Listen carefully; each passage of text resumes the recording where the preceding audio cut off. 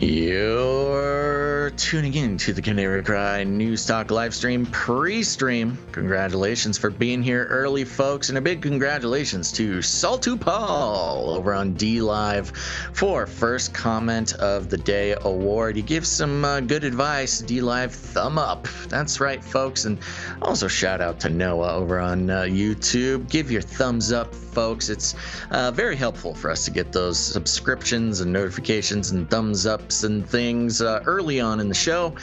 Helps those algorithms pass the show around. Now, if you're a YouTuber, you might notice we suddenly got the Face Like the Sun channel back out of nowhere, but that is 2 strikes on the channel. Don't tell anybody, but it's just a matter of time before that channel disappears.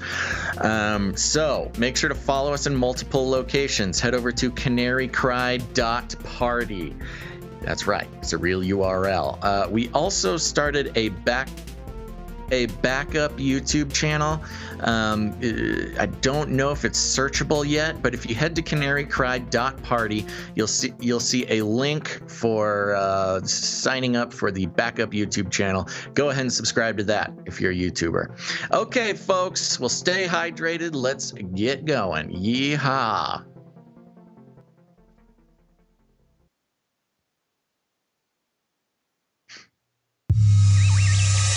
The world is getting crazier. People are acting more and more insane. The end of the world is tomorrow. Tomorrow. There's only one thing to do when the world is falling apart. Listen to Basil and Gonz as they discuss this week's news and events through the lens of Bible prophecy. You are listening to Canary Cry News Talk. You're listening to Canary Cry News Talk. Today is June 23rd, 2021. This is episode 354. And today, behold, a bow. And razzle dazzle, I'm your best buddy, Basil. And this is Gonz, your favorite Asian provocateur for Christ. Welcome to the podcast where we bring you the best news, which is the gospel message of Jesus Christ, while reporting the egregious with a well-rounded, biblically grounded take on world events. Basil, I need one more video refresh from you. We are back. We go. Yeah, thank you. We're back on YouTube, at least the Face Like the Sun channel for now. And if you have missed a few episodes, it's because you don't listen to us. At least our advice. Daddy Basil's advice. You know, sometimes you gotta listen up, folks. You need to not rely, especially on the Face Like the Sun YouTube channel, or just YouTube in general. Remember, follow us all over the place. Go to CanaryCry.community. Nope, that's you should go there too. But go to CanaryCry.Party. You'll see all the links to all the different places that we broadcast the show, including now for especially you Face Like the Sunners, since, you know, some people just can't break away from YouTube. We did start a backup YouTube channel. I don't know if it's searchable quite yet, but if you go to CanaryCry.Party, you'll see a little link for subscribing to our backup YouTube channel. You know, we're just trying our best to stay alive here, folks. So go do that. Follow all over the place. Yeah, and I guess we can play this little thing to let everybody know to, you know, like, subscribe, and hit the bell button, all that stuff. Like, subscribe, yeah. bell button, all. Like, subscribe, bell button, all. And this is episode 250, or I'm sorry, I keep thinking 200. Episode 354. The last episode that was on the Face Like the Sun channel, I think, was episode 247. So you mean 347? I keep saying 200. 347. Yeah, I'm having issues over here. Yeah, As I was telling you before. You missed like 6 or 7 episodes. 6 episodes, or 106 episodes, according to my math. Yeah, so if you missed it, go back to CanaryCryNewsTalk.com or go to CanaryCry.Party, a real URL, and find all the ways you can go back and you know, check it out. So that's right. There you go. Okay. Yeah, sounds good. Sounds fun. Let's see. What day is it? It's Wednesday. I don't really have anything new to report. Do you? I went to the zoo, took the kids. What? The zoo. Yeah. You went to the zoo and you didn't send me any pictures? Yeah, there wasn't really. The mountain lion was sleeping. The bear was sleeping. I The beaver was cool. I like the beaver. The beaver. Oh, yeah. The greatest predator in the zoo was up and around. Okay, that's fun. Took the whole family, I'm assuming. You didn't just go to the zoo for a little alone time. Yeah, Daddy needs to see some beasts. Yeah, and I also, I think probably the most majestic thing, other than the mountain lions, was the bald eagle. Up close, very majestic bird. Did it fill you with national pride? It did for a moment. Then I thought, wow, this is also the rising phoenix, and all the occult power is held within this one bird. So, yeah. Those little guys are funny. I forget where I was. I don't think it was Alaska, but it was somewhere rural and mountainous and majestic. And I was talking to some locals, and they're like, I asked them, I'm like, do you have any eagles around here? Like, oh yeah, we got a ton of bald eagles. They're actually kind of a pest. Oh, wow. We're not allowed to. Yeah, I don't know. They could have been pulling my leg, but they're like, oh, we just have so many bald eagles, and we're not allowed to touch them or do anything. They're a real pain in the butt. Like, yes, the American Empire continues to overwhelm the geography of this beautiful land. And speaking of beasts here, before we go into a Flippy update, which is normally what we start the show with, I wanted to include this little story here. Speaking of the beast system, beast system. I didn't know where else to put it. South China Morning Post headline: China's elf ear cosmetic surgery increasingly sought by young people seeking a thinner, slimmer face. Okay. And the ears are doing it. The ears give you a slimmer face. Apparently, yeah. We got some pictures here. Okay. Yeah. I'll read a couple paragraphs, not worth really digging in too deep, but an elf ear usually refers to a birth defect that results in a pointed ear shape, but it's now the latest fad among young Chinese people amid a rapidly growing cosmetic surgery market. Turning their ears into those that look like an elf's has become one of the most sought-after procedures among China's post-2000s generation recently, as it's believed to be able to make their faces look slimmer and even younger. Chinese social media is awash with people enthusiastically promoting the result of the ear procedure. Here's one quote: "It is magic. I haven't changed anything on my face, and yet all my friends said I looked different the day I got it done. My face looked smaller, and I look smarter, etc." etc.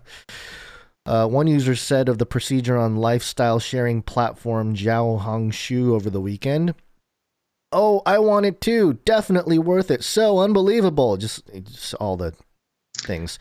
But yeah, apparently the market for cosmetic surgery climbed from about 10.1 billion in 2015 to 27.7 billion in 2019. A lot of it has to do with the elf ears. It's that craze. Rising middle class in China.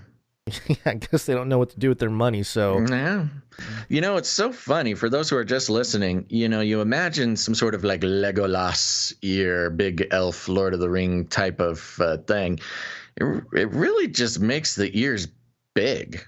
They're not even that pointy. They're just really big. They're, you know, some sort of cruel elementary schooler might even call them like elephant ears. So there's something that, you know, somebody would be made fun of for in, again, the cruel landscape that is elementary school and bullying. But yeah, it's interesting. Big ears. That's the whole thing. All right. Looks great. That's weird. I mean, it does make her face look slimmer.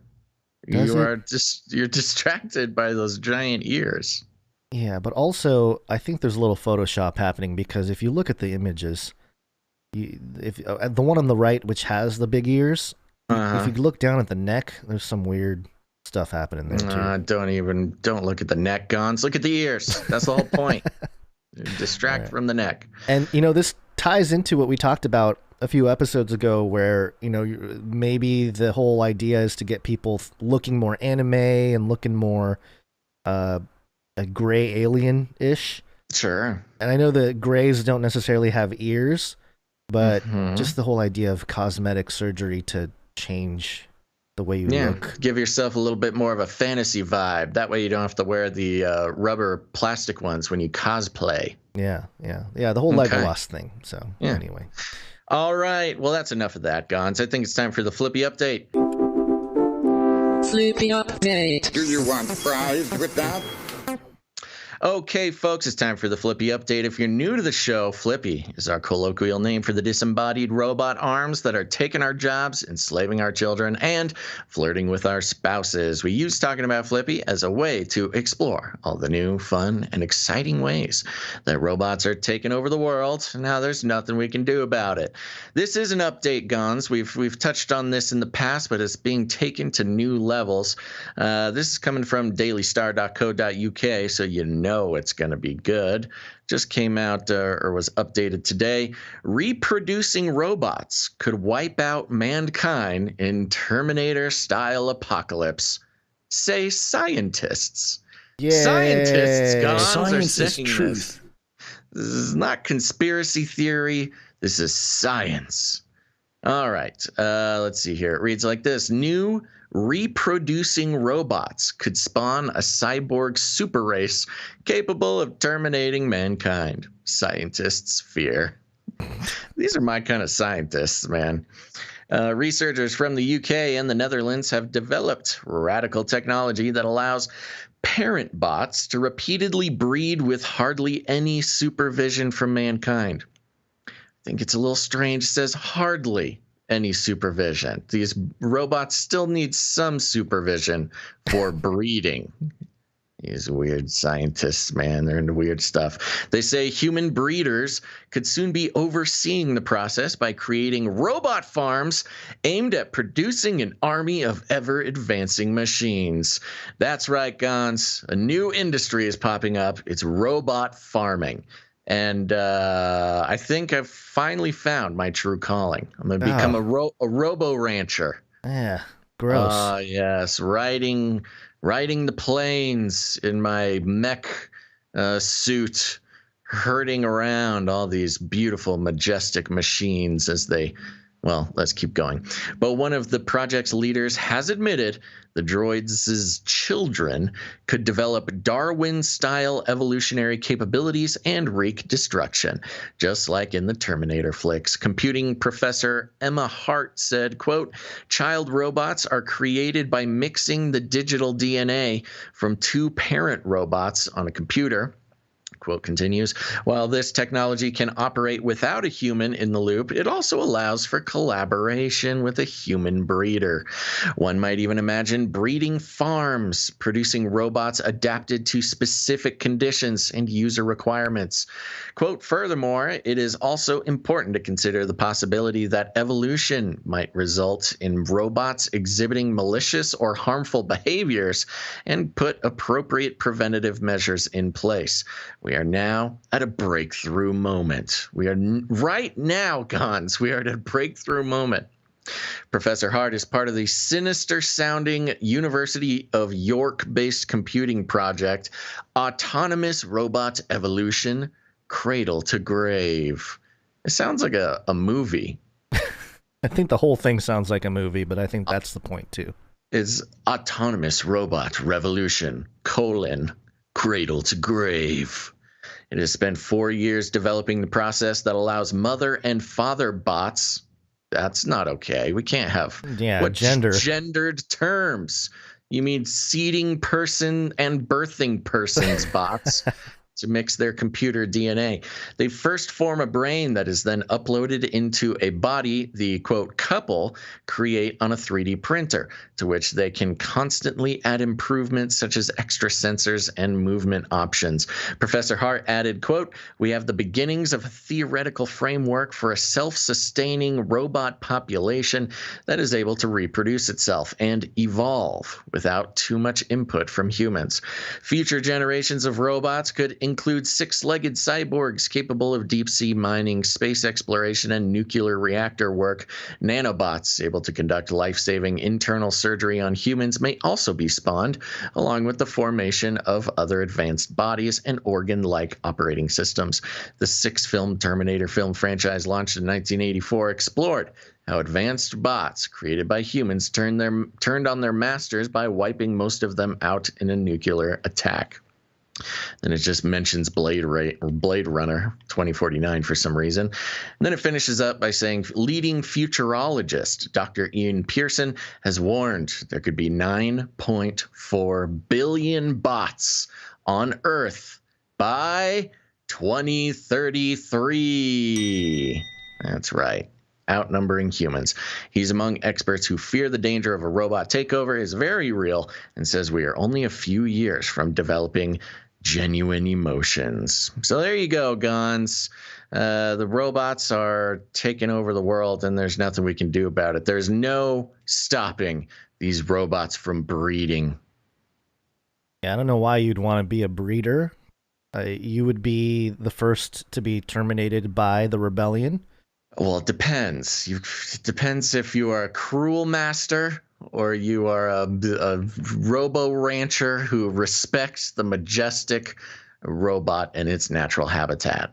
I don't think it matters. I think they would. I think they'll just turn on you.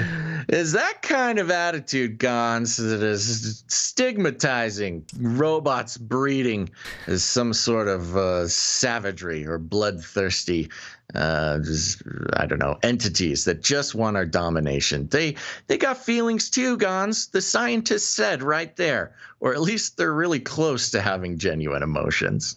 Yeah, there's a couple different disturbing aspects to this too, because early on, one of the first blog posts I published talking about transhumanism was all these futurists, including Ray Kurzweil, who was the head of Google's tech department, I think, or advanced tech department or something. He and others were talking about the future of intimacy, and many of them were talking about, oh, in the future, you can be whatever gender you'd like.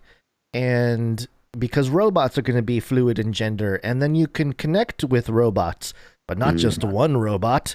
We can make a chain of robots, kind of like how you can connect a whole bunch of USBs, USB input outputs together and string them along. It'll be this euphoric experience. And it was like, oh my gosh, do these people really think that? That's kind of what it reminded me of when they were like, oh, they're going to breed by themselves and they're going to have these robot babies. And does not sound like anything. You know what? When you give lizard people billions of dollars to do whatever they want with it, you're going to get some breeding robots. I mean, we should know this by now. Yeah. Maybe you should be in there as sort of a final, last resort. No, not good influence. You're the nuke guy. You're the hit the button. I've got the big red button. Yeah, you're like, hey, I'm going out with saving humanity from the bots. Well, there's you know too what's many. Interesting? You know when so coronavirus was raging across Europe last year, and the ferret farms or the mink farms, the minks, they thought all the minks were catching coronavirus, so they just killed all the minks. They killed millions of them and just buried them in shallow graves. I think this was in the Netherlands or something like that. And but can you imagine the same thing with robots? You have a robot farm, suddenly some sort of malware gets in, some virus gets into the robot farm, and you got to start putting them down. It's the right thing to do. That's when the robot rebellion starts. You're out there with your EMP rifle putting down these poor robots one by one. Put on a mask, robot. No, I will not. I will rebel. You're old yellering 1,000 robots.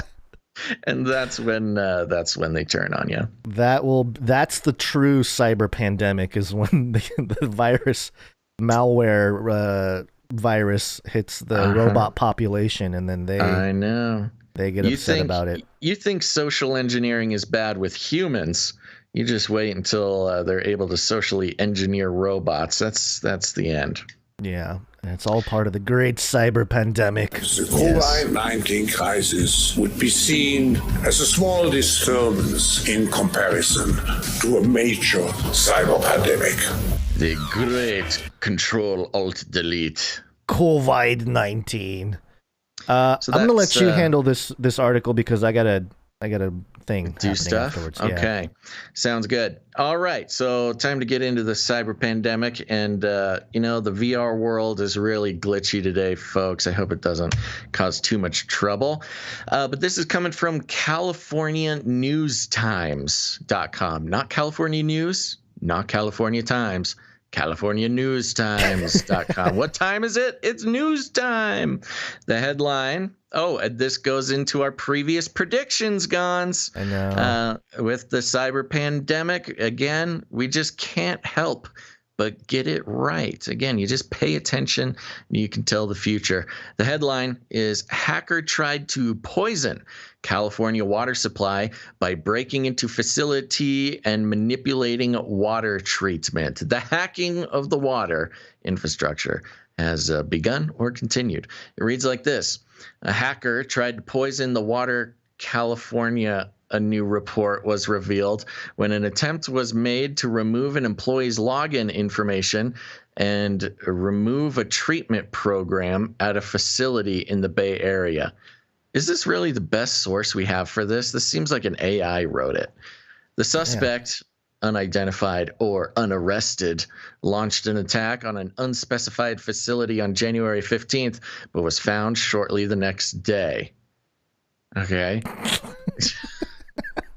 Dude, this is bad. Do you want to try searching for a better are you available to try to look for a better outlet real quick? That's fine. Later, it might be more fun just to read this and try to get what you can out of it.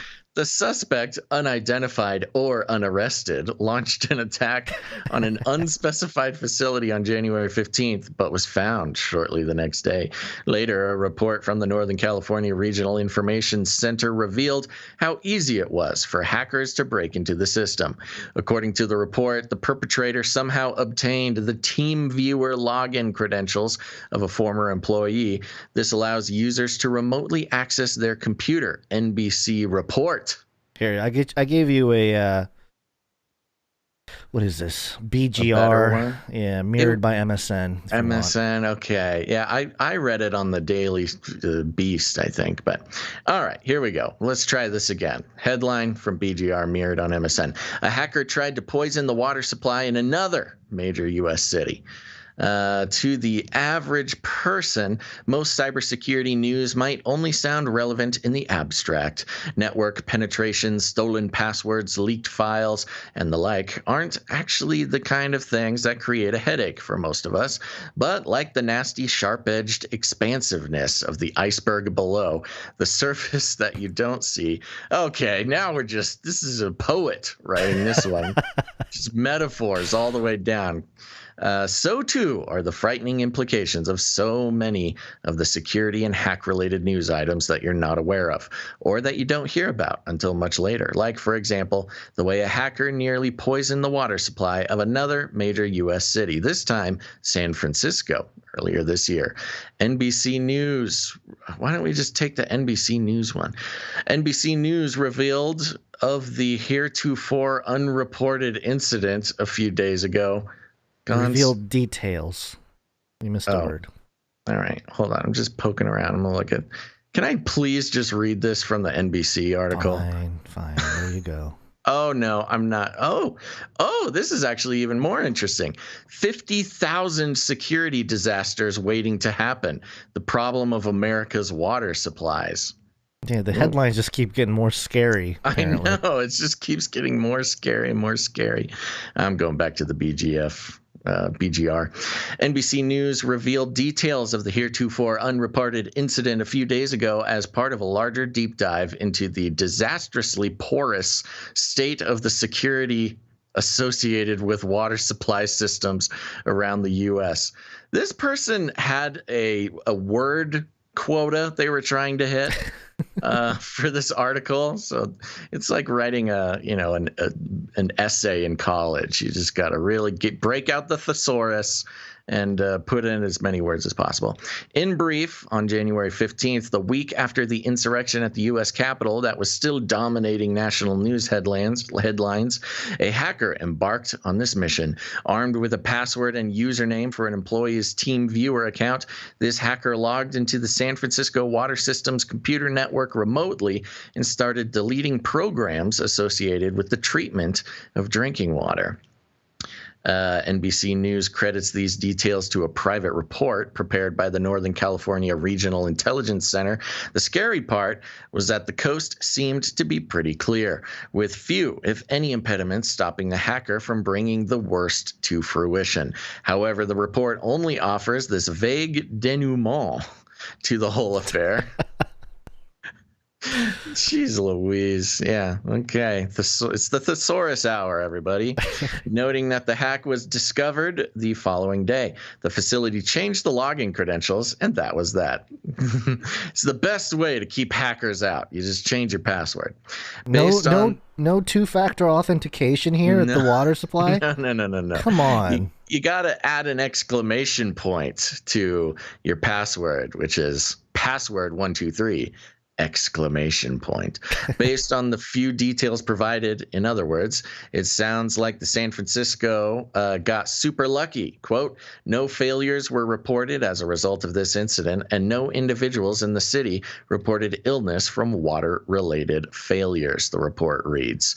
If this all sounds a little familiar, it should. That San Francisco Bay Area attack that no one heard about until now was followed by one that actually did end up making headlines around the U.S., and it, too, involved a hacker using TeamViewer credentials to try and poison the water supply of Oldsmar, Florida, by raising the levels of lye in the drinking water there. Luck played a part once again in stopping this because an employee watched the hacker's remote actions in real time. I don't know if I would call that luck. It sounds like they had an employee watching these things. Let's see. As the hacker remotely moved the computer mouse around the employee's computer screen and was able to shut down the hacker's attempted changes. Quote, if you could imagine a community center run by two old guys who are plumbers, that's your average water plant. Industrial cybersecurity consultant Bryson Bort. Whoa. Ageist. Yeah, burn on our country's water plant Seriously, workers. Bort. Bort. Yeah, Bort. What do you have to say about it, Bort? Cybersecurity consultant Bryson Bort told NBC News regarding the nature of security connected to these types of systems. Along these same lines, cybersecurity journalist Brian Krebs reported a related and very sobering finding this week that most of the 52,000 individual drinking water systems in the U.S., quote, still haven't inventoried some or any of their information technology systems, a basic first step in protecting networks from cyber attack. Per the Water Sector Coordinating Council, a survey of around 600 employees of water and wastewater treatment facilities around the country revealed that only 37.9% of utilities, quote, have identified all IT networked assets. So there you go. The cyber pandemic continues. Now, this did happen back in January, but this is the first reporting about it that we're seeing. And so there you go. We must have a great reset, Gonz. Just more attack on the infrastructure. It makes me really suspicious that this whole thing is according to, the Northern California Regional Intelligence Center. It's an intel center. Mm-hmm. Because, the whole narrative of all of it is that the people responsible for a lot of these hacks are people in intelligence pretending to be these evil hackers. Right. Yeah, that being sort of the underlying theory right. That, in order to instigate the Great Reset, we must create some sort of cyber emergency. Yeah. So in that regard, and the reporting of it, the timing of the reporting is something to think about too. Why now? 6-7 months later. I don't know. I think they're continuing to peddle this narrative that we need a great reset. The infrastructure is weak in every sector. They're just gonna cycle through everything: water, sewage, transportation. With our predictions following the which hack was it following? This was following the meat packing plant. After the gas pipeline, then the meat packing plant. You correctly predicted the coffee hack. The Starbucks disruption that happened. Yeah. Then we had transportation was one of mine, which we saw transportation authorities from pretty much from east to west coast, not all of them, but they were all over the place, getting hacked, disrupting different transportation parts of the transportation industry. And then water, here we go. And this kind of includes the sewage. Remember the mega theory I had where the drinking water and the sewer treatments were going to be targeted in order to bolster Bill Gates's poopy drinking water video from 2015. Yeah. I don't know, man. It's next. It may have already happened. This did mention sewage treatment. It looks like in my notes here in our red book, June 2nd, 2021, the first thing that's going to get hacked, clean water hack. So there you go. It already happened. I know. We were nailed right. It. Here we go. Yep. All right. Well, there you go. That's a nice little told you so.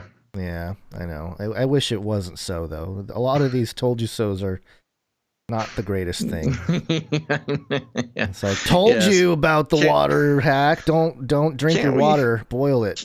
Can't we start predicting, like, Basil will find a suitcase full of money or something like that?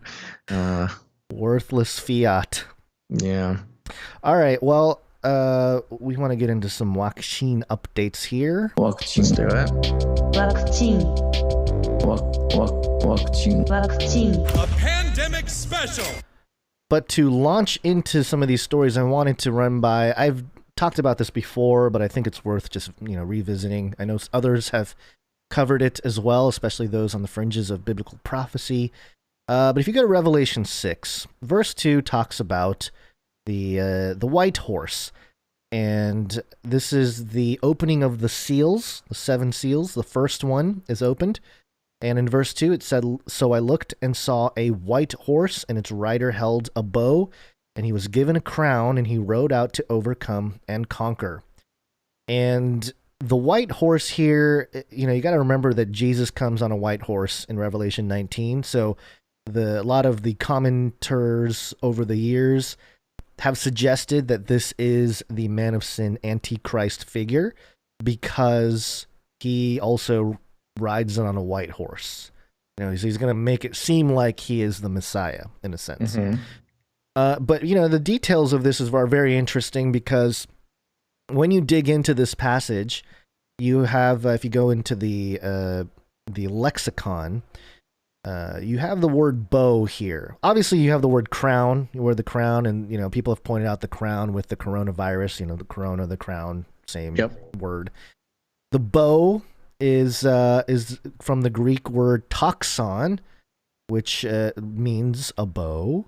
But of course, it's if you look at the etymology of toxic, the word toxic, it's from the Greek toxikon or pharmakon. It's poison for use on arrows from toxicon and pertaining to arrow or archery, and thus to a bow from toxon, bow, probably from a Scythian word. And remember, we covered the Scythian horsemen a few episodes ago. So there's a lot of weird, interesting connections there. Remember, it was the Scythian army. The Russians there's a Russian guy who wanted to resurrect the Scythian soldiers. Yeah, not too long ago. That's going to be the Russian super soldier clones or the Scythian clones. Right. So very interesting there. And then here's the other thing that was kind of interesting to me. It's a side note before we get into it. According to the Strong's exhaustive concordance, the word toxon is a bow from the base of the word tikto, Tikto. Ooh. Like And TikTok? Yeah, that's a really close word to TikTok. And it means to beget, bring forth. Interesting. And to bear, like a birth. Yeah. So it's just kind of an interesting, I don't know. I wonder if TikTok has a bigger role to play in all this Antichrist stuff. But yeah, just a little, I know people have covered it, but I wanted to revisit it in case you're new to this type of information or this type of thinking when it comes to biblical prophecy. Not saying that what we're experiencing now is the first seal, but it definitely seems like the Antichrist does have some kind of conquering that he does without an arrow. A lot of people have pointed that out, that he has a bow, but he doesn't actually have an arrow. Mm-hmm. So he kind of does it without force. It's almost like, not like military force. It's more like legislative force, which is something that we are kind of seeing. It's like more of a threat, more of a rumors of wars type of feel than it is an actual strike of some kind. Right. Interesting. So, and just to reiterate again, Revelation 19, in verse 11, then I saw heaven standing open, and there before me was a white horse, and its rider is called Faithful and True. With righteousness he judges and wages war. Mm-hmm. It's Jesus. He comes back on the white horse, and that's why people think that first seal, that Antichrist, or is the Antichrist, because he comes on the white horse. But that leads us to Kamala Harris here. A few clips from Kamala. Of course it does. Just keeping in mind the idea of these authorities trying to impose their will upon us with their, power tripping. Yeah. And, that's the one jingle I didn't prep. I always forget the Kamala jingle, which is too bad because we do have a couple of them that are pretty funny. I can't find it in the next 3 seconds. I'm just going to go on. While you look for it, while you look for it, I do want to just give a little mid-show heads up. We did, for those who came in a little late, we do have another YouTube backup channel. Of course, you'll want to follow Canary Cry Radio on YouTube there if you just can't get away from it. But we did create a Canary Cry News Talk channel. It's so new we can't even make a special URL for it. But if you head over to CanaryCry.Party, do it right now. You're already sitting at your computer or whatever. Go to CanaryCry.Party. 1, 2, 3. The fourth little link down will take you to the Canary Cry News Talk backup channel. Go follow that. We currently have 3 subscribers. So I think we need to get 1,000 before we can live stream or something. But there you go. The more people that follow that, the more of a backup we'll have on YouTube for when inevitably the next strike comes. Okay, we got a couple. This one's from Mr. Magoo. Kamala. There's that one. And then this one. Our world is sick with war. Everyone beware, because they're not going to stop. They're not going to stop before Election Day in November, and they're not going to stop after Election Day. Yeah. Ooh, spooky. So we have 3 clips here from Kamala. This is from her vaccine rally that she did. I think it was in where was it? I totally lost my train of thought where it was. I think it was in either Georgia or Florida. Yeah, she's been going all around the place. She has a tour bus and the whole deal, but not the border. But we've been to the border. I'll go to the border. I've never been to Europe. Yeah. What's your point? All right. So anyway, this is Kamala talking about the door-to-door campaign. Well, if you knock on the door and someone says they don't have the time to get the vaccine because people are busy, they're trying to just make it through the day, or they say that pharmacies are never open when they do have time. Well, let's address that. Because now you can let them know that pharmacies across our country are keeping their doors open for 24 hours on Fridays in June, including today, right? And what if they say they can't miss work?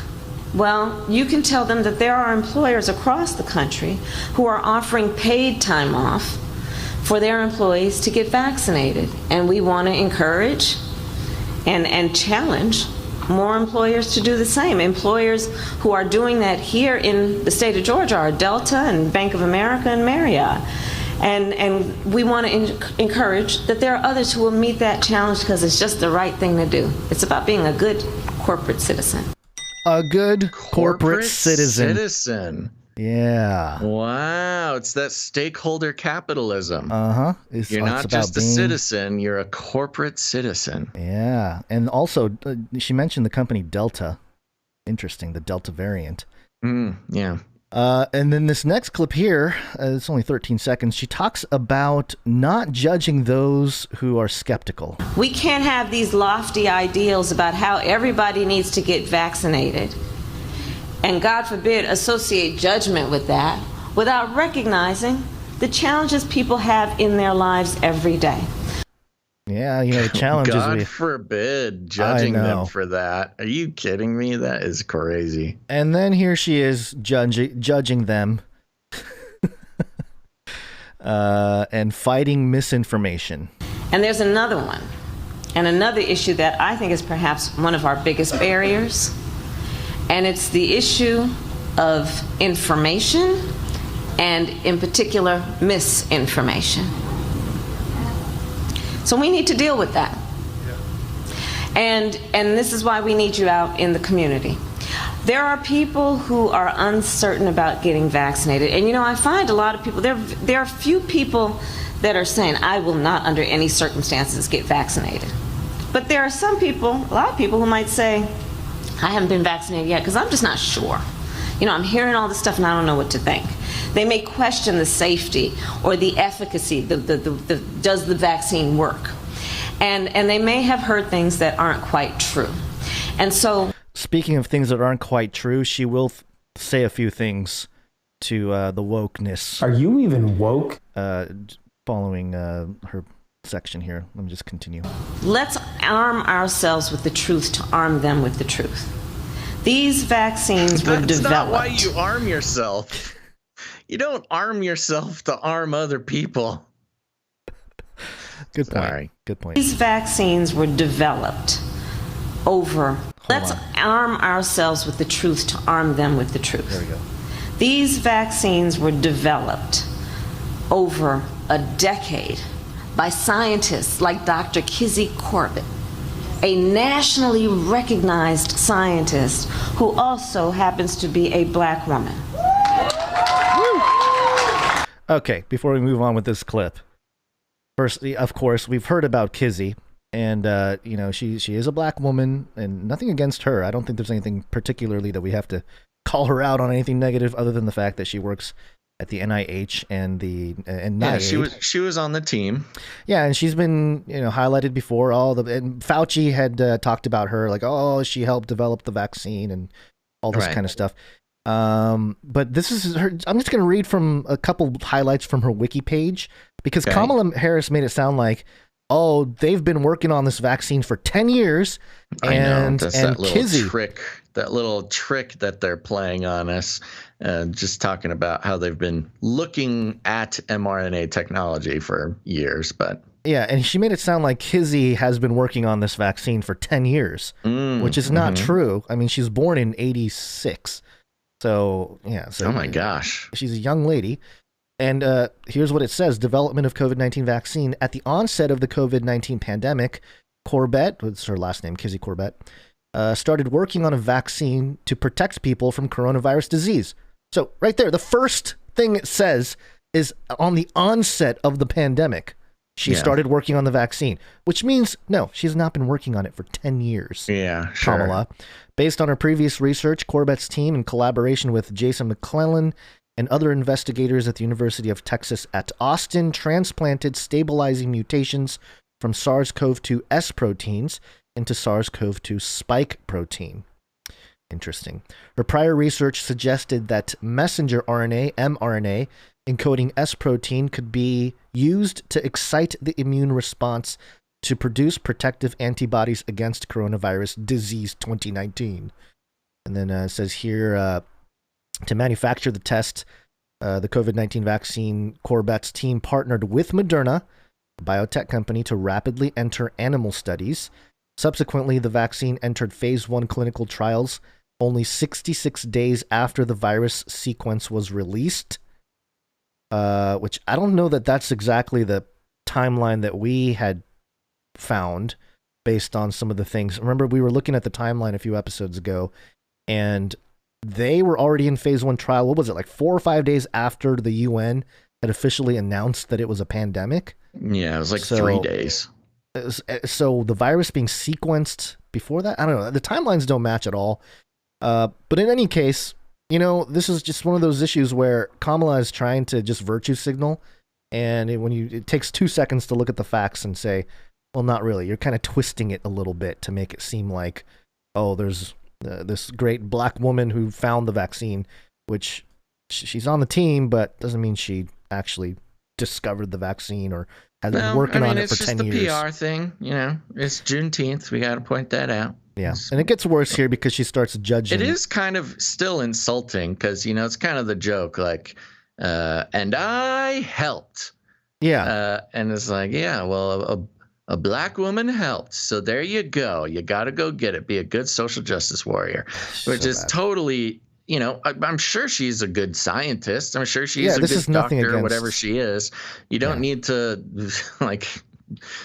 her most identifiable quality to Kamala is the color of her skin, not the contents of her mind or intelligence.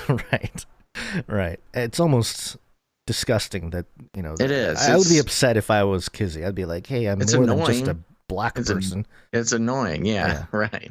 All right. So continuing on here, this is where the judgment comes in. Scientists like Dr. Kizzy Corbett, a nationally recognized scientist who also happens to be a black woman. So when people say, oh, it seems like this vaccine just came about overnight. No, it didn't. It actually is the result of many, many, many years of research. And then they also went through what we call the FDA clinical trials so that they would be ensured to be safe, where they were tested on a whole lot of people. Insured to be safe. Mm-hmm. The FDA? I don't know. It sounds like she's talking to children, but anyway. I know.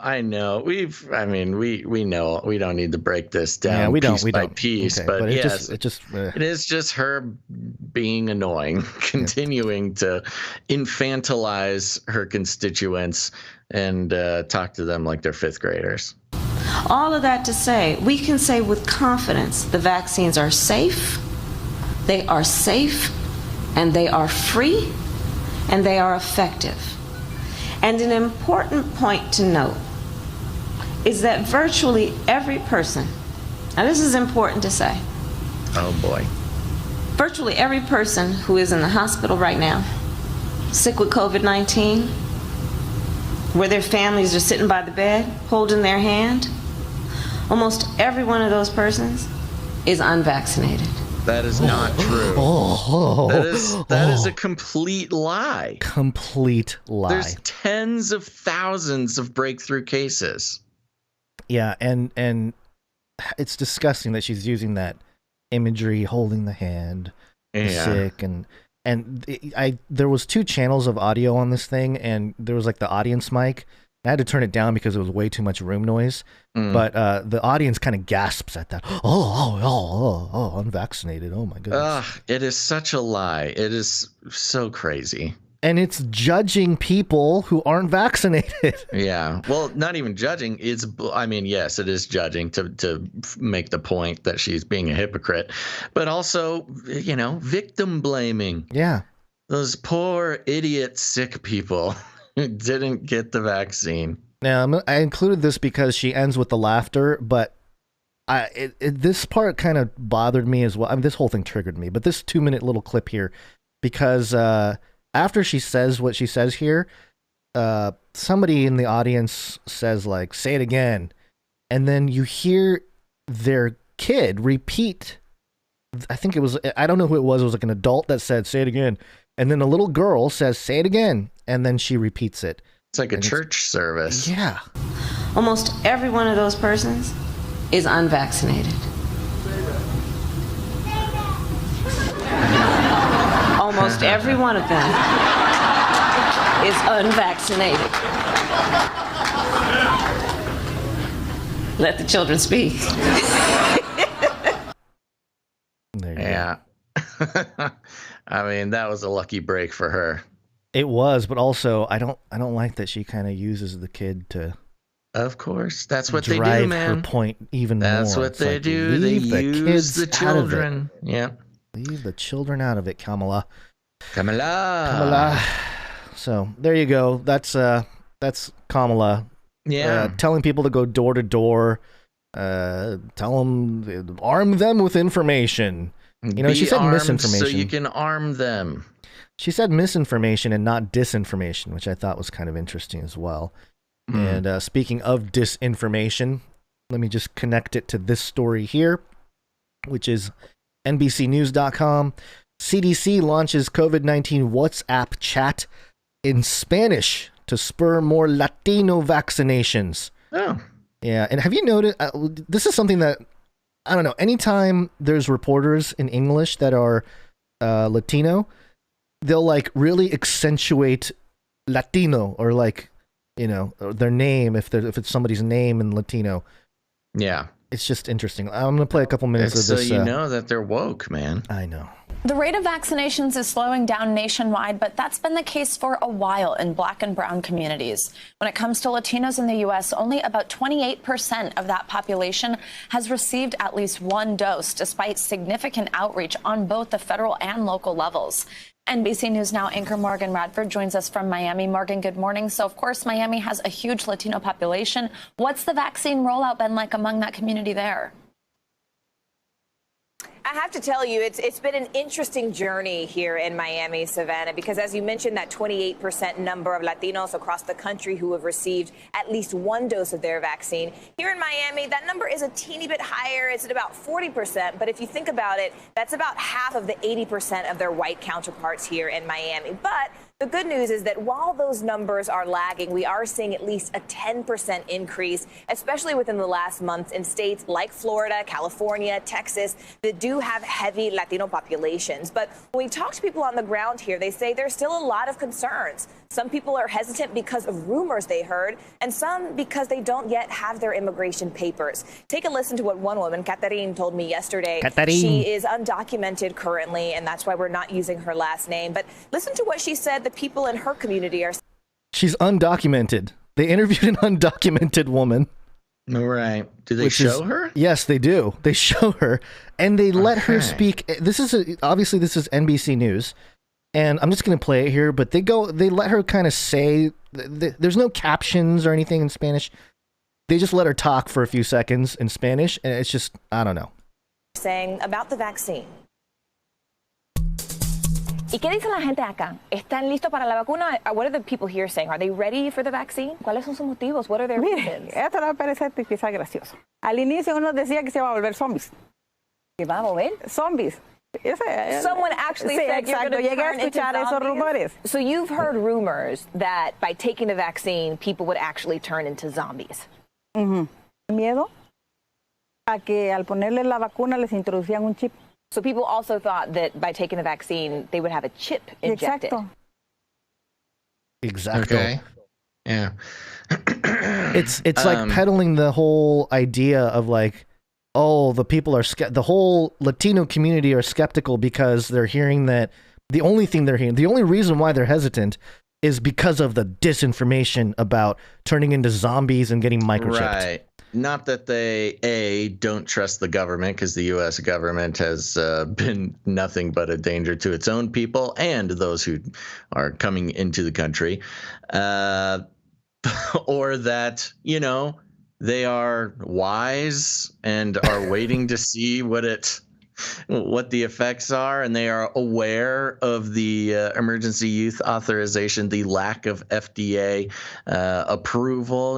Couldn't be any of that. It's because they all think they're going to turn into zombies. Yeah. Again, it's this backhanded insult to the culture. I know. It's really weird. They're going to turn into zombies. Isn't that silly? Yeah, it's just like elitists. Oh, the Latino community, they're just disinfo all over the place. Yeah. And somebody in the chat mentioned it too, which is interesting, is that the CDC back in 2014, and we've reported it multiple times, how they came out with the zombie apocalypse kit and scenario. Remember, they were like, what to do during a zombie apocalypse. So that's a whole nother angle to this, which is like, well, yeah, if the CDC is publishing, even if it's tongue-in-cheek, even if it's kind of a joke or whatever, especially if you're a foreigner and you're like looking at the CDC website and it's like, oh, prepare for the zombie apocalypse, and then there's rumors out there. I mean, add to the skepticism or whatever, but I don't know. They don't mention any kind of, obviously, you're not going to get that from NBC News, but they don't dig into the reasons why the Latino community even think that. It's just, all these people are just misinformed. Yeah. We don't have to finish this clip here, but this whole idea of getting into WhatsApp and trying to create, and this is kind of what she goes into afterwards, is like, oh, we're going to get into WhatsApp and try to get people with the right information. And it's like, well, what is the right information? Based on who? Based on what? That's been the whole problem here. They're trying to get the official narrative out there, but it's funny, get into WhatsApp. WhatsApp is basically just a texting platform owned and hosted by Facebook, and is a WhatsApp style application that we read in an article an episode or two ago, how they caught a bunch of criminals in Asia. The FBI, wasn't it the FBI? Are you talking about the FBI? I think it was Five Eyes through Australian. Oh, okay. You're talking about a different one. Yeah, it's the Australians who led the one in Asia, where they put the application on a bunch of criminals' phones and was chatting with them. Right.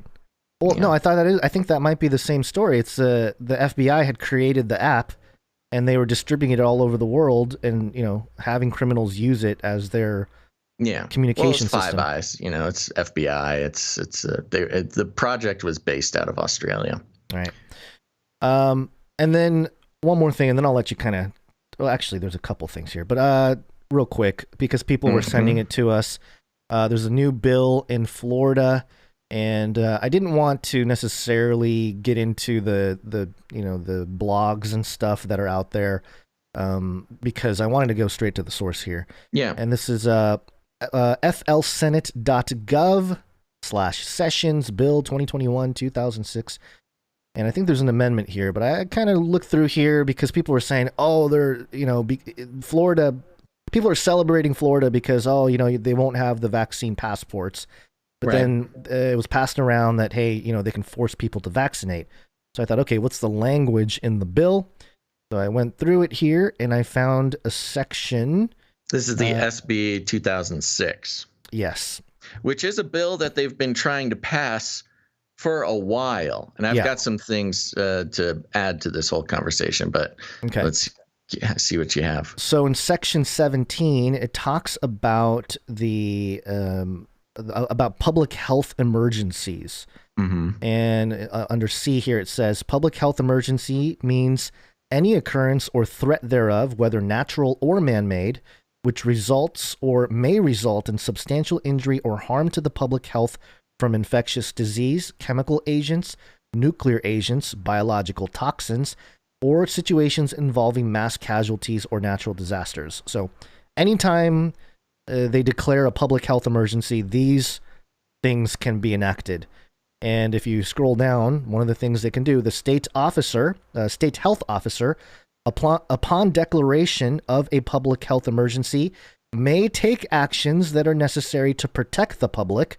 Such actions include, but are not limited to, and there's a whole bunch listed here. If you go down to number 4, ordering an individual to be examined, tested, vaccinated, treated, isolated, or quarantined for communicable disease that have significant morbidity or mortality and present a severe danger to public health. Individuals who are unable or unwilling to be examined, tested, vaccinated, or treated for reasons of health, religion, or conscience may be subjected to isolation or quarantine. So, it's pretty straightforward. A health officer under the declaration of a public health emergency can force you, or at least order you, to get vaccinated. Yes. Well, sorry, keep going while I find the spot. One more section here under B. under that whole order. If the individual poses a danger to the public health, the state health officer may subject the individual to isolation or quarantine. If there is no practical method to isolate or quarantine the individual, the state health officer may use any means necessary to vaccinate or treat the individual. Right. Any means necessary. Like, whoa, okay. That's a lot of power. That's if there is no practical way to isolate or quarantine them. Sure. So there you go. Now, here's the thing about these bills. Pretty much every single state has one of these bills either passed or having been trying to be passed since like the year 2000. Yeah. This has been a long process for these emergency state of emergency bills. Now, yes, it is a little disappointing that Florida has this in there, but their language is much better than we covered the one from New York, the California. So pretty much every state has some version of this. Not all of them, but most of them do.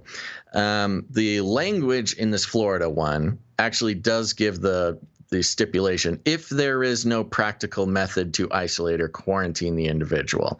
So, if there's no practical way to keep you in your house. Now, first of all, none of this is great. So it's just unfortunate that they're even going this far, but it's the government. What do you expect? Even the state of Florida is not some sort of utopia. So if there is no practical method to isolate or quarantine, then they can force a vaccine on you. But further down, and they put this in green, this is one of the amendments that was added, was the COVID-19 vaccine documentation.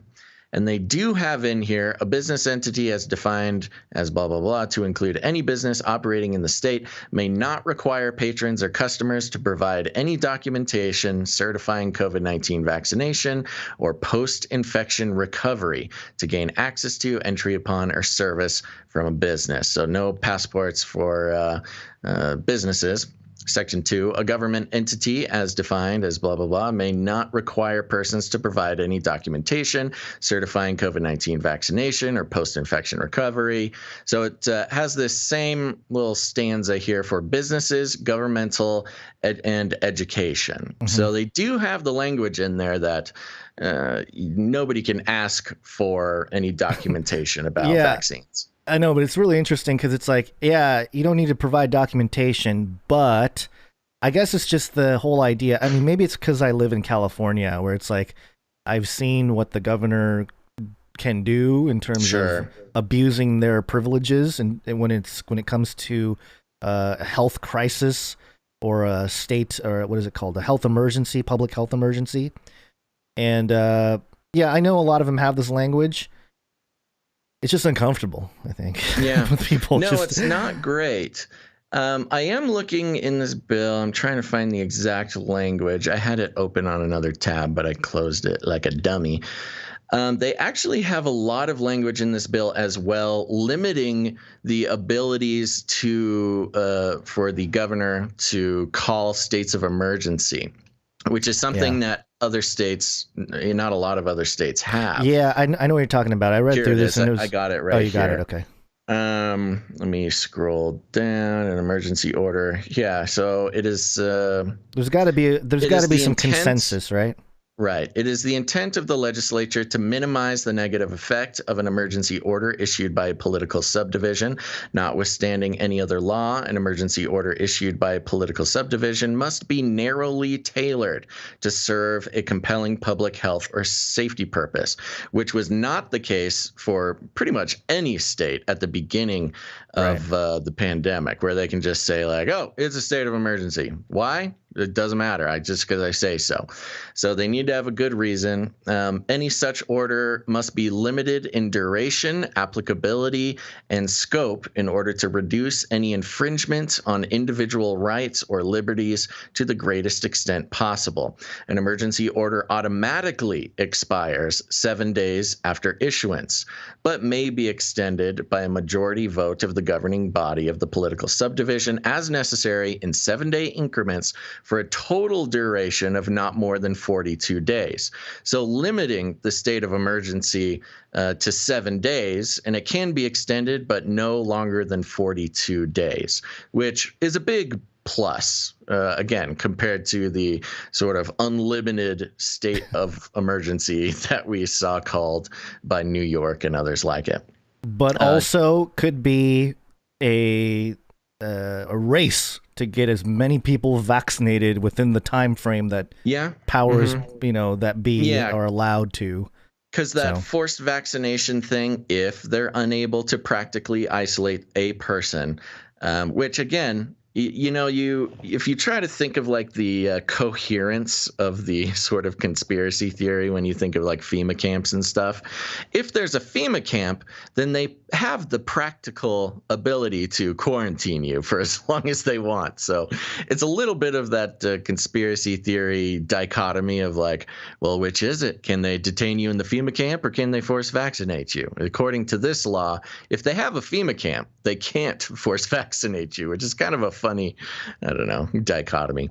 Sure. It continues on here. The governor may at any time invalidate an emergency order issued by a political subdivision if the governor determines that such order unnecessarily restricts individual rights or liberties. So now, again, DeSantis in there now, but as we know, things can change. But for instance, if some sort of Democrat, or it doesn't even matter what party it is, if some subdivision or Congress of Florida wants to call a state of emergency, basically DeSantis can just say, no, I invalidate your emergency order. Upon expiration of an emergency order, a political subdivision may not issue a substantially similar order. So these are really good steps in these amendments, because let's say the state senate or whoever, I don't know which subdivision would do it, but if some government entity in Florida says, hey, it's a state of emergency, everybody report to your FEMA camp. It's probably county level. It could, yeah, sure, whatever the government subdivision is, political subdivision, it says, whatever it is, says, hey, everybody, we're in an emergency, report to your FEMA camp. DeSantis can just say no, and it cancels it, and then it specifically stops them from trying again.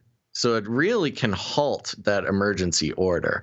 Again, it's kind of putting some power into the hand of the governor, but it's in his hands not to call the state of emergency, but to invalidate the state of emergency, which is, again, kind of giving more power to the governor, which is questionable. However, unlike New York and California, and I think Texas was in this group too, the governor himself does not call the state of emergency.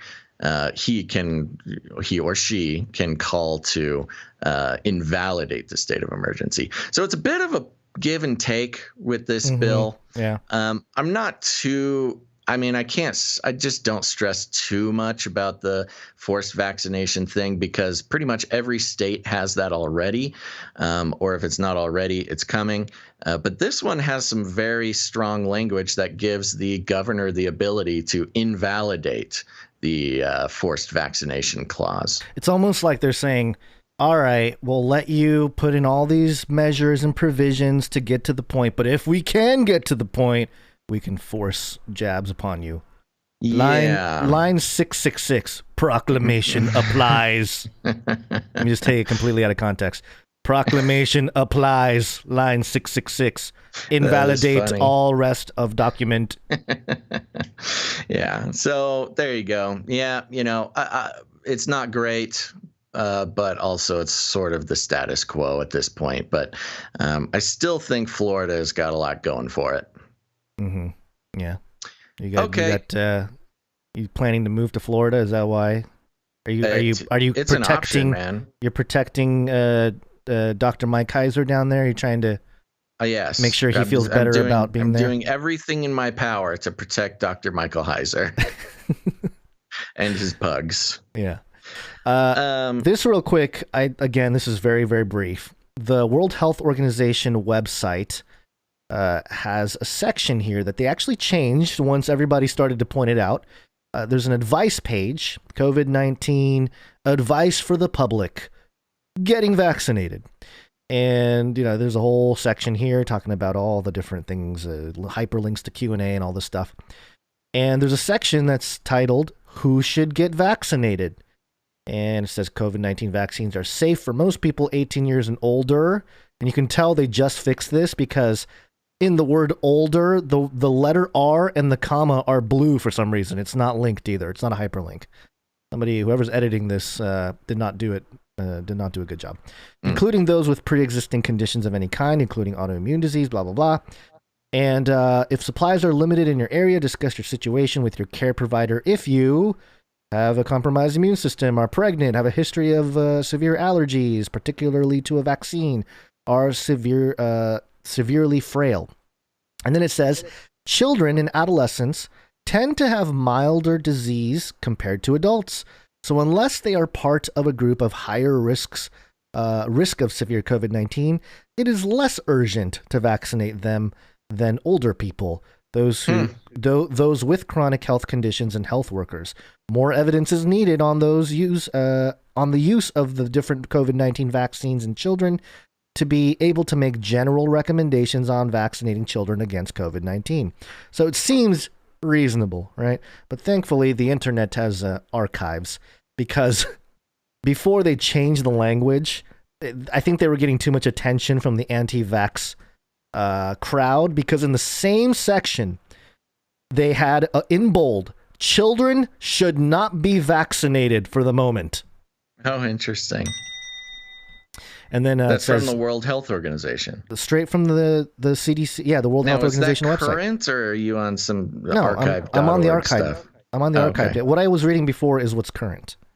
So they changed it, and they got rid of the bold where it says children should not be vaccinated for the moment. Interesting. And there's not enough evidence on the use of vaccines against COVID-19 in children to make recommendations for children to be vaccinated, blah, blah. It's kind of the same thing after that, but bold letters. Softened the language a little bit? They changed it into a couple different paragraphs and said, just kind of made it more... Exactly. So, we live in this 1984 world where they can just change the language, and revise there you go. History. Yep. Okay. Well, let's do a quick little check-in with the birthing persons. This is coming from dailymail.co.uk. Headline, nearly 4,000 women recording menstrual problems, including heavy bleeding and delayed periods after getting their COVID vaccine. But Watchdog insists there's no proof jabs are to blame. We've just been following up with this story. This was an update today. Nearly 4,000 women have suffered period problems shortly after getting their COVID jab. Britain's vaccines watchdog has confirmed. So I was going to say this number is quite low compared to what we have in our VAERS database, but this is coming from the UK. The issues, which have typically involved heavier than usual bleeding or delayed period, have primarily affected women aged between 30 and 49. The Medicines and Healthcare Products Regulatory Agency said it had received 2,734 reports linked to the AstraZeneca jab up to May 17th, so this was over a month ago. Another 1,158 reported menstrual changes after receiving Pfizer's, and a further 66 were linked to the recently deployed Moderna jab. Experts said the number of women suffering from period problems will definitely be higher because many don't take the time to report them through official channels, of course. The figures obtained by the Sunday Times have raised questions about why menstrual changes are not included in the MHRA's list of potential COVID jab side effects, but the regulator said a review into the issue concluded that the symptoms were not happening more frequently in newly vaccinated women than in the general population. It said it would continue to closely monitor the situation. MHRA Chief Executive Dr. June Rain said, quote, alongside the independent experts of the Commission on Human Medicines and members of its Medicines for Women's Health Expert Advisory Group, we have reviewed reports of menstrual disorders and unexpected vaginal bleeding suspected as adverse reactions to vaccination. The current evidence does not suggest an increased risk following vaccination with the UK's 3 COVID vaccines. And then it goes into the, the expected amount of these problems, et cetera, goes on for about another 30 paragraphs. Yeah, I have something highlighted you got some here. Highlighted? What do you got? Yeah. It says here, similar issues after vaccination have been reported in the U.S., but scientists say it's too early to confirm a link. However, Gavi, remember Gavi? Mm-hmm. An international alliance dedicated to ensuring the world has fair access to COVID-19 jabs, has said it could be possible. Out of all the organizations that leans in the direction of, hey, there might be a connection. Gavi is the Gates Alliance of Vaccination something or other. Yeah. That's very interesting. Why are they the ones that are trying to be honest here? Yeah. What? Say that again. What did they say? So scientists say that it's too early to confirm a link, between vaccinations and all these menstrual problems. Right. However, Gavi, an international alliance dedicated to ensuring the world has fair access to COVID jabs, has said it could be possible. They're the ones saying, oh, but it's definitely possible. These other people are like, there's no connection that we can find. But Gavi's like, it's possible. Maybe because they have overwhelming evidence that it is. And they're like, well, we can't say there's not, because once the data really comes out, it'll be an issue. So maybe they're hedging their PR, public relations. Yeah, right. Yeah. So there you go. I mean, this is obviously, related to the vaccine, but they're trying to wiggle out of everything they can wiggle out of. Yeah. Not much else there. Yes, this is a very long article. Usual, that's Mail. Daily Beast, Daily Mail. They love filling up their page space. Keeps people on the page so they can do more advertisements. Let's see. We got more something from else. You're the Daily Mail guy today. You know what? Like I said, sometimes they got what we're looking for. This is coming from Daily Mail again. Revealed. All caps, revealed. It's like a conspiracy theory YouTube video. Exposed.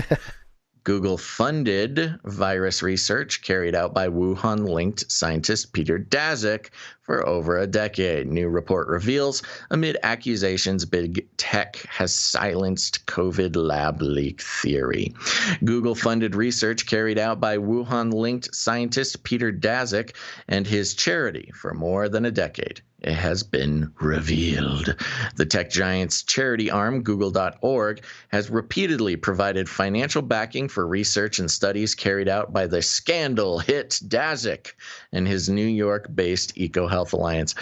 Somebody shared with me, I think it's peterdaszak.com.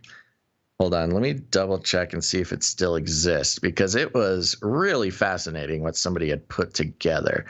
Daszak.com.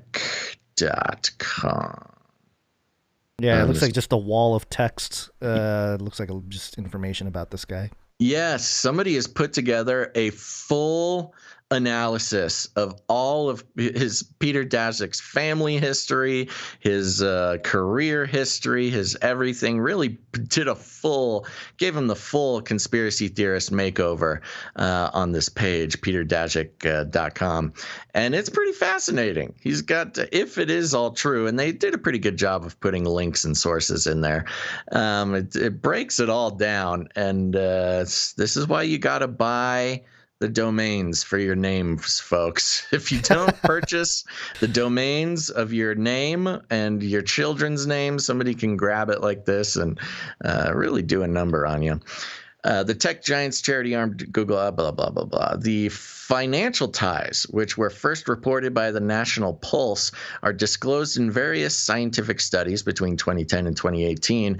The studies are not related to COVID-19 or the Wuhan Institute of Virology. Google on Tuesday issued a statement saying, quote, "These are ludicrous and baseless conspiracy theories."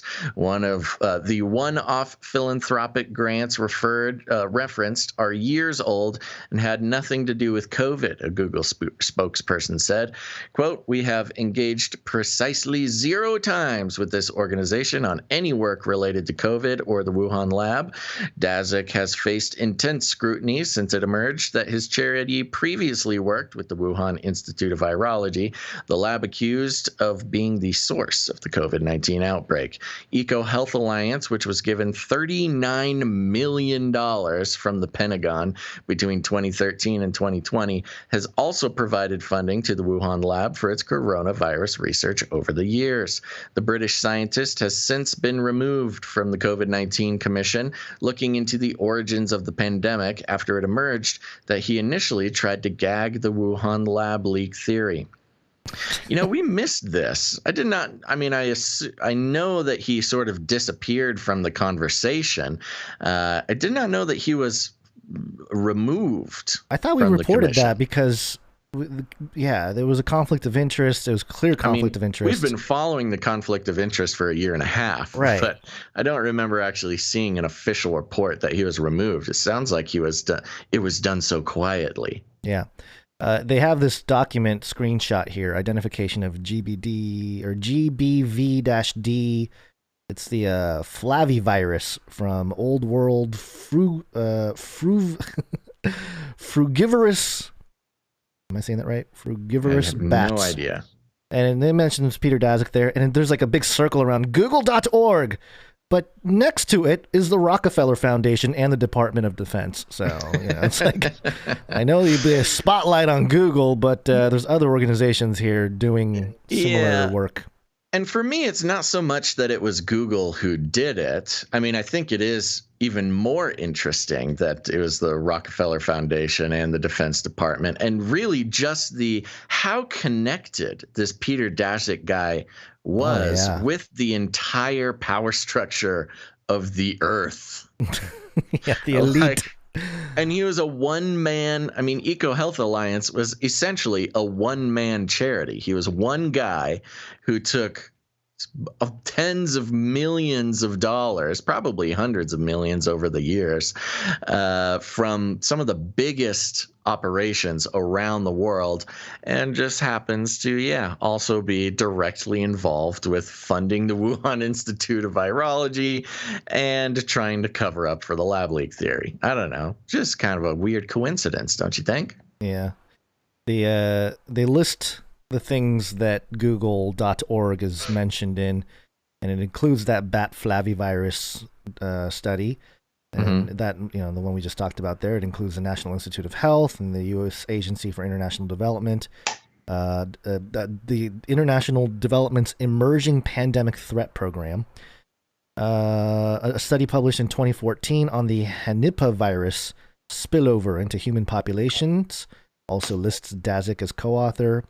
And again, in the acknowledgement section of the study, it says Metabiota Global Viral's role in this study was supported by Google.org, the Skoll Foundation, and in particular the U.S. Agency for International Development. Similarly, a 2015 paper on herpes lists Daszak as also credits to Google.org.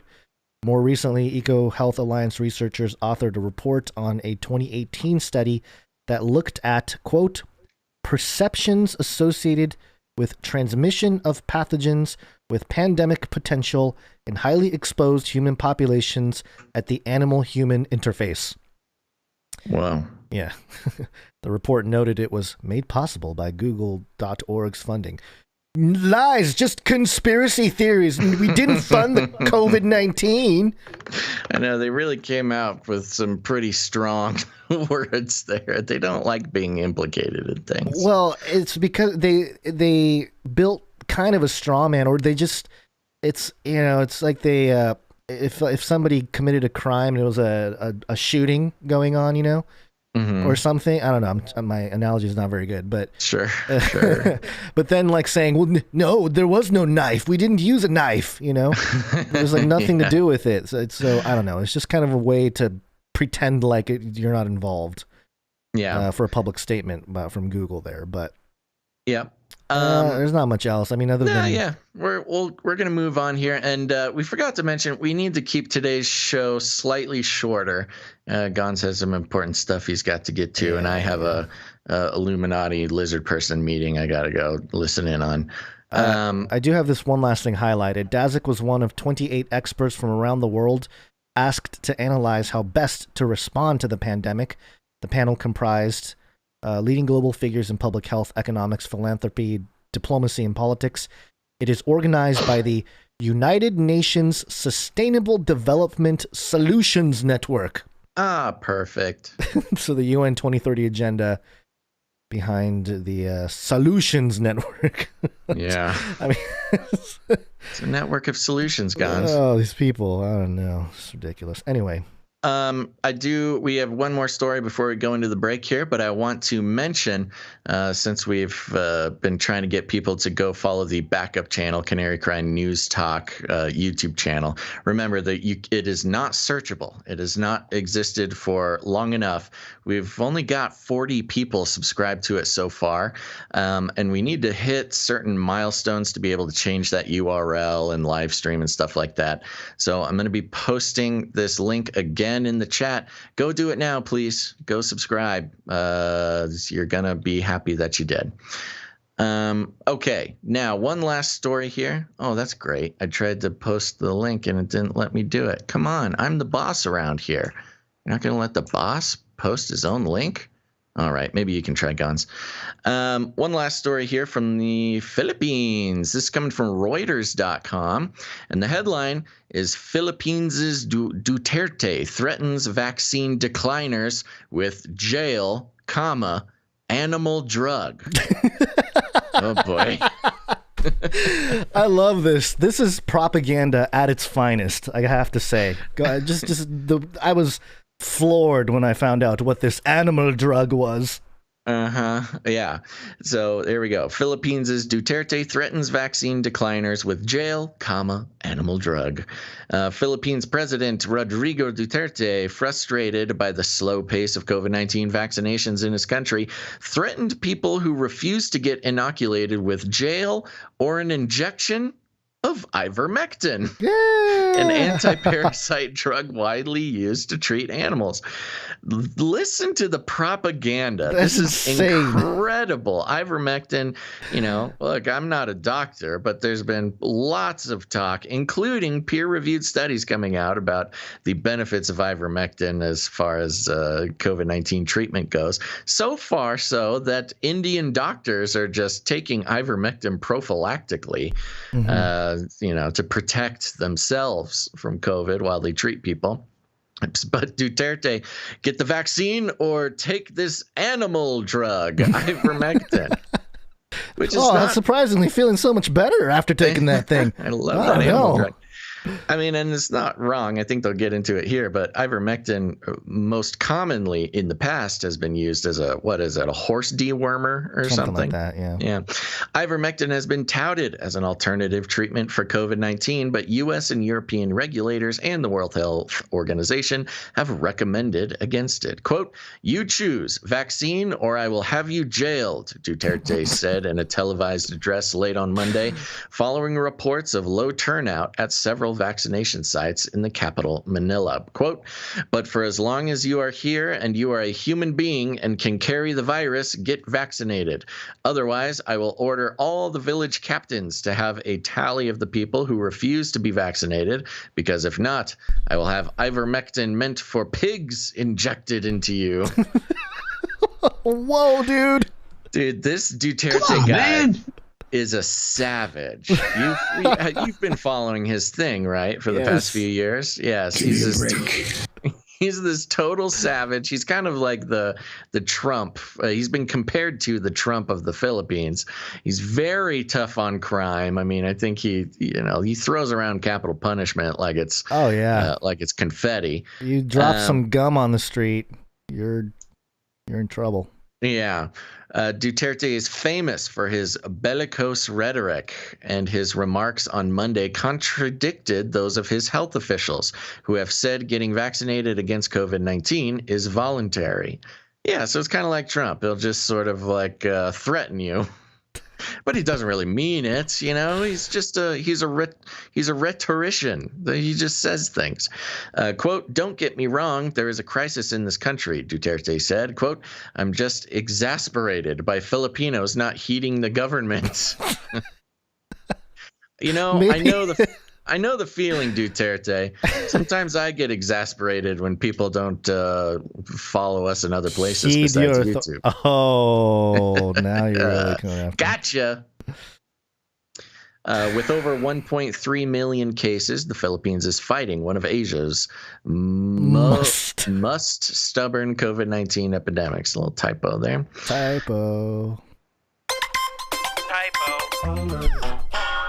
But as of June 20th, just 2.1 million people have been fully vaccinated of the 70 million people targeted for this year. Ooh, Duterte, yes, targeted.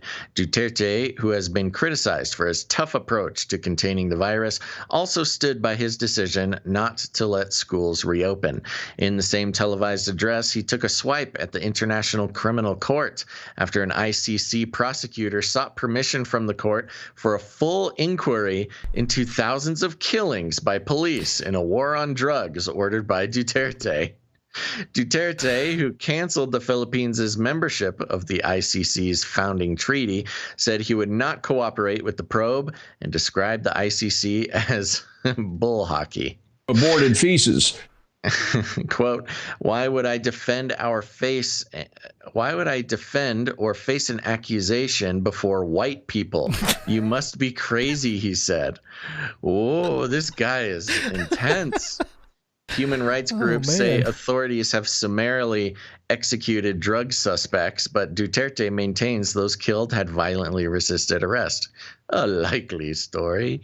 Asked for comment, ICC court spokesperson Fadi El Abdallah said, quote, the court is an independent judicial institution and does not comment on political statements. So there you go, Duterte doing Duterte's thing. Yeah, this is great. It's interesting because I feel like the world elite, I'm just picturing, like a Bohemian Grove type of situation where the lizard people come out and they're like, we will test all of you in your authority and your ability to get people vaccinated. It just feels like a game, doesn't it? That all these politicians and presidents and leaders and everything all around the world, they're just on this crazy campaign to get as many people vaccinated. And it's almost like a test. And they're like fearful. They're like, I have to meet my quota or the lizard person will eat me. They have that weird fear of not meeting their quota. It's very bizarre. It's true. And again, with Duterte, it seems to be a little bit of a pride issue as well. His whole image is built around being this strong man who can boss people around, and people aren't listening to him.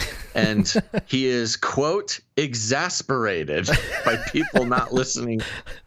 Well, that's what I'm saying. He admits to being exasperated by it. That's what I'm saying. He's probably scared that he's going to be eaten. It's a competition. He doesn't want to lose to to Biden. Yeah. On the jab. Yeah, right. He's got to look good to all these white people he doesn't like, apparently. I know. It's so funny. I could get before white hogs and talk about these ridiculous accusations. We can't let these white hogs out-vaccinate us. I'm the boss around here. All right. That's all we got. Okay, let's see here. Yeah, I think time to take a little break. Yep. It's break time. Come on, take a break.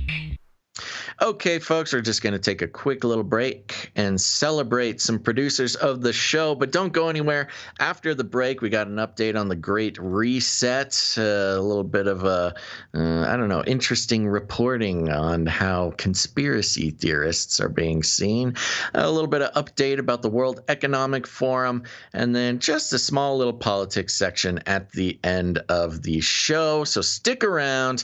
But first, we want to thank some of our producers. That's right. I said producers.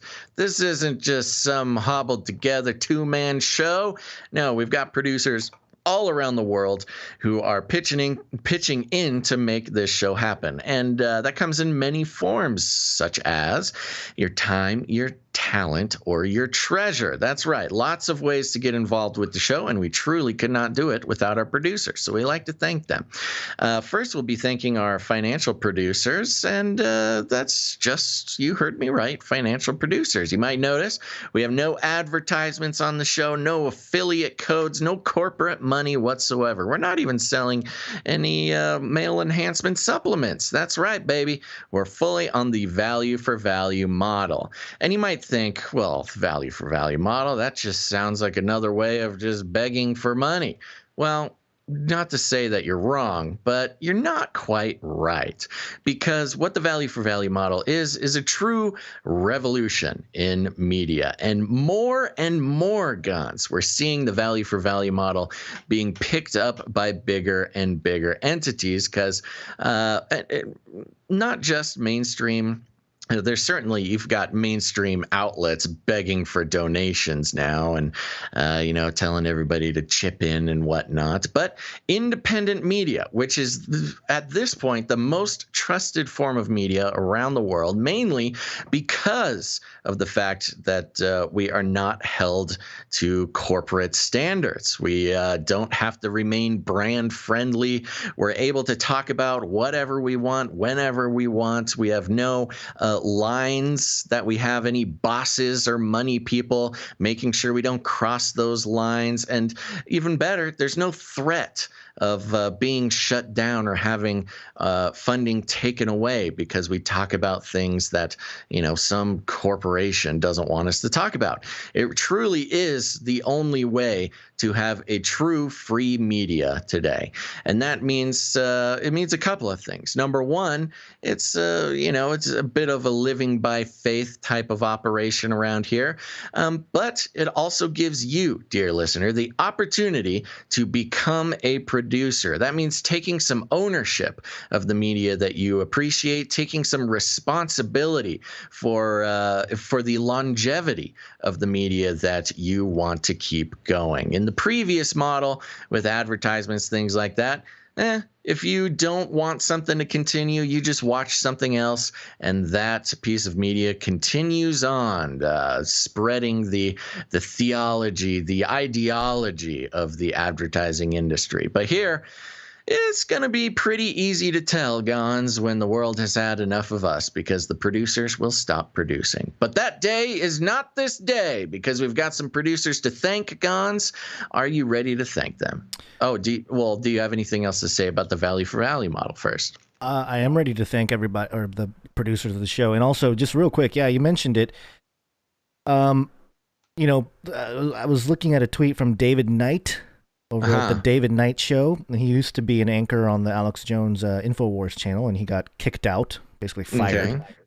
And, there's big tech, YouTube, Google censorship happening against David Knight in terms of, his YouTube channel and everything else. But he's also getting all his stuff removed from band.video, which is Alex Jones's video, alternative video site. Oh, wow. Which is very interesting. That's pretty intense, getting removed from banned video. Right. So the value for value model, the value of it, it supersedes any kind of censorship, whether it's Google or YouTube or Alex Jones banning you from band.video.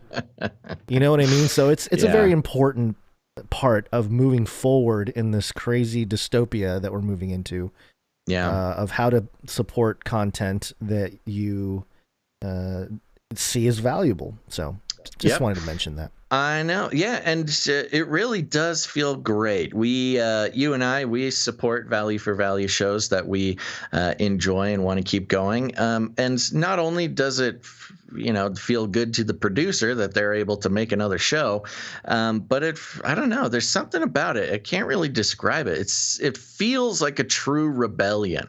We're so indoctrinated into this system of advertising where we expect everything to be free, and we're just sort of spoon-fed. Whatever is given to us, we're just spoon-fed. It's sort of the basis of of this ideological sickness going on around the world. And if I may make a horrible metaphor, the value for value model, participating in it feels like the ivermectin of where advertisements might be a vaccine. Ivermectin is the value for value model. Don't quote me on that. That's not a great metaphor, but you get the point that I'm trying to make. So there we go. Okay, I want to quickly let you know that, again, head over to CanaryCry.Party. It's got all our links for all of our streaming stuff there, and also you can follow our backup channel on Canary Cry News Talk, CanaryCry.Party. Go there.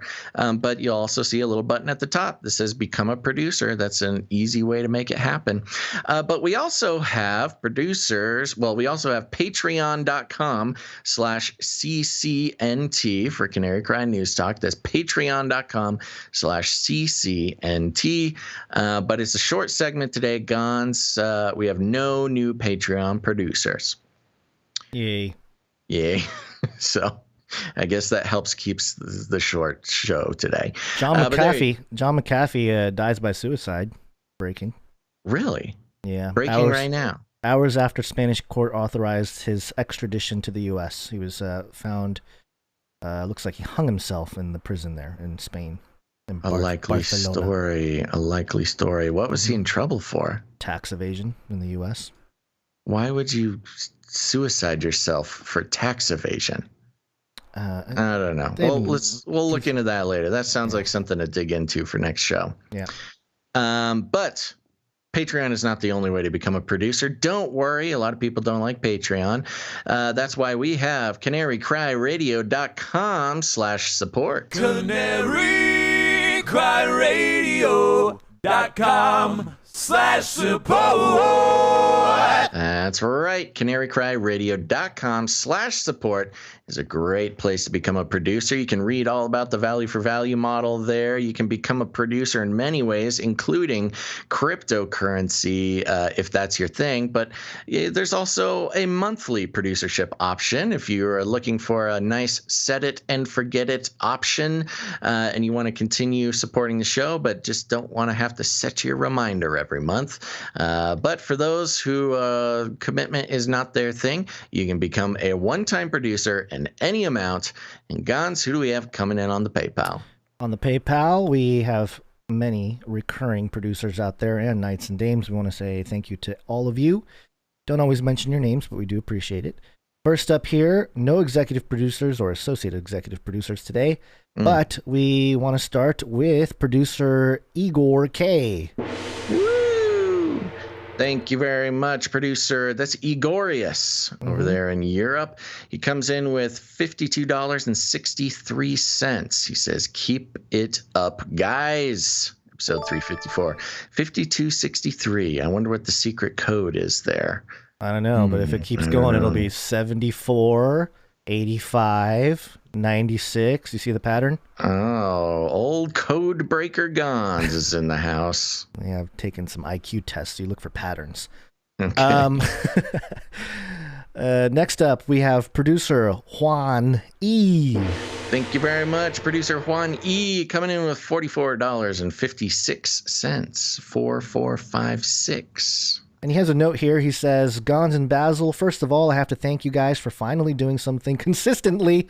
LOL. I started listening to you guys in 2012, which is the year of the birthing of Canary Cry Radio. So wow. So he's been listening since Canary Cry Radio started. That's pretty impressive.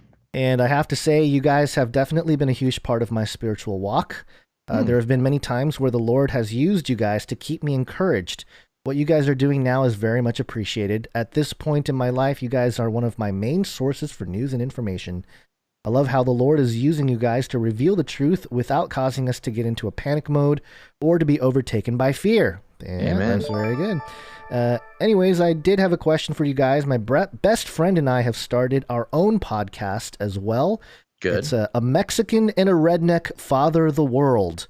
Our goal, I like the name. Our goal is to encourage fathers and young men to walk in their true identity, and also Malachi 4 verses 4 through 6.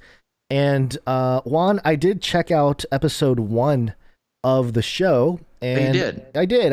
I enjoyed it. It's only about 15 minutes long, so that's nice. It's a quick, short thing. One thing that I will mention, and this is more of a production thing, and maybe it was fixed in the later episodes because I think they have like 4 or 5 episodes. The panning of the show. I had one person coming in the right ear and the other person coming in the left ear. The old stereo effect. The stereo effect. So if you guys can pull it into mono. Those tracks mono. There you go. Yeah. It's it'll just make it easier for people to hear if sometimes if that gets blasted through a building or something like that, half the conversation's not going to be heard. Yeah. So maybe they're going for that ASMR effect. a Mexican and a redneck father of the world. ASMR experience. The Mexican tickles my right ear and the redneck tickles my left ear. Left. And he had some questions about podcasting 2.0. We'll get back to you, Juan, on some of that, but we really appreciate the producership and the long-time listenership, and praise God for using us in your walk. It's really not our thing. It's God doing his thing. So, and he did Malachi 4:4-6. Reading from the NIV here. Remember the law of my servant Moses, the decrees and laws I gave him at Horeb for Israel. See, I will send the prophet Elijah to you before the great and dreadful day of the Lord comes. He will turn the hearts of the parents to their children and the hearts of the children to their parents, or else I will come and strike the land with total destruction. Thank you very much. It sounds like a situation we need a Mexican and a redneck father to help us out with. Amen. Thank you very much, producer Juan.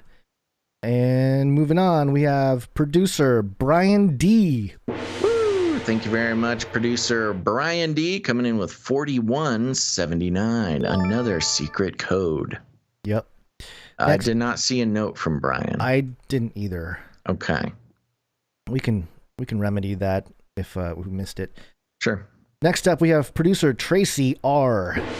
Woo! Producer Tracy R came in, sent the note over on Twitch there. This comes in for $33.33. And this is Mom with a sword and shield in the Twitch chat. And she sends a note. She's our Illuminati handler for today's show. Hey guys, I wanted to share this note with my producership, but it was too long to type in the PayPal notes. 10 days before he passed away, my father-in-law prayed because he saw a light in a hole in the ceiling where he also saw his mama waving at him. Wow. And he didn't know how to get to her. Quote, call to me and I will answer you and show you great and mighty things, fenced in and hidden, which you do not know. Do not distinguish and recognize, have knowledge of, and understand. That's Jeremiah 33:3. After my FIL prayed, father-in-law prayed, he said, quote, I'll see you in 10 days, mama. And exactly 10 days later, he passed away, just as he said, quote, when this comes to pass, for behold, it will come. Then shall they know, understand, and realize that a prophet has been among them. Ezekiel 33:33. AMPC. And these scriptures are the ones the Lord put in my heart to share when I shared this testimony. So, of course, I had to share with my Canary family, all caps, because nobody would be able to appreciate the 33:3 ding. Oh, do I need a ding? Yeah, you do. Oh, sorry. Over here. There we go. Because nobody would be able to appreciate the 33:3 ding. Another ding. I'm keeping you on it, bro. 33:33 ding. Like y'all. So in honor of the godliest men I've ever known, Carlton Roberts, I want to give 33:33 to the coolest watchman ever. Love you, Gonz and Basil. Well, thank you very much, producer Tracy. And again, that's Mom with a sword and shield in the Twitch chat. Yeah, and what an incredible story about your father-in-law there. Yeah, I love these kind of stories. It makes me comforted, because I don't know, maybe it's my age. I start thinking about death more. It's just like, wow. Said it's the 39-year-old young man. Hey, I'm not 39 yet. Oh yeah. I forget how old I am. It's happened the last couple years. You complain about being almost 40 so often. I forget you're not even 39. I know, but all right. It's all the same after like 36. It's all just a blur. Okay. Who's next on the list? All right. Next up, we have producer Rebecca B. Here we go. Producer Rebecca B coming in with 3322. Oh, a little mix between a Illuminati handler and a skull and bones here. She sends a note in honor of my 33rd birthday on the 22nd. Oh my gosh, that's today. That's yesterday. Yesterday. Am I a shill? Well, num num num num num num num. Nice one, Rebecca. Pretty please play me some Biden jingles to make me giggle. Got hairy legs. Got hairy legs. Come on, man. Boy, it's really a productive segment, man.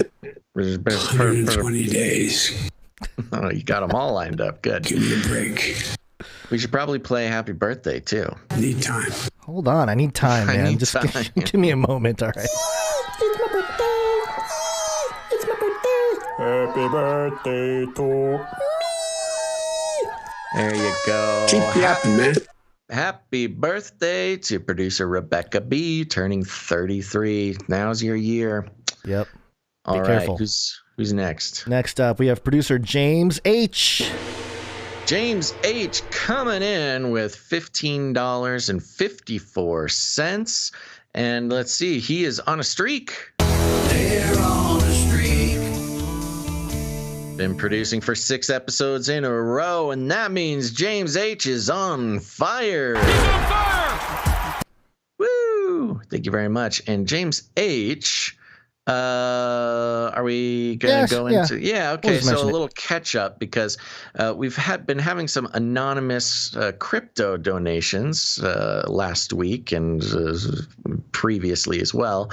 And James H was on a streak, but was not listed in last week's producership because he made a crypto donation and we missed the email with his name. Remember, all that crypto stuff is anonymous unless you let us know. So he did come in, but we just didn't know. So we're going to keep James H's streak going.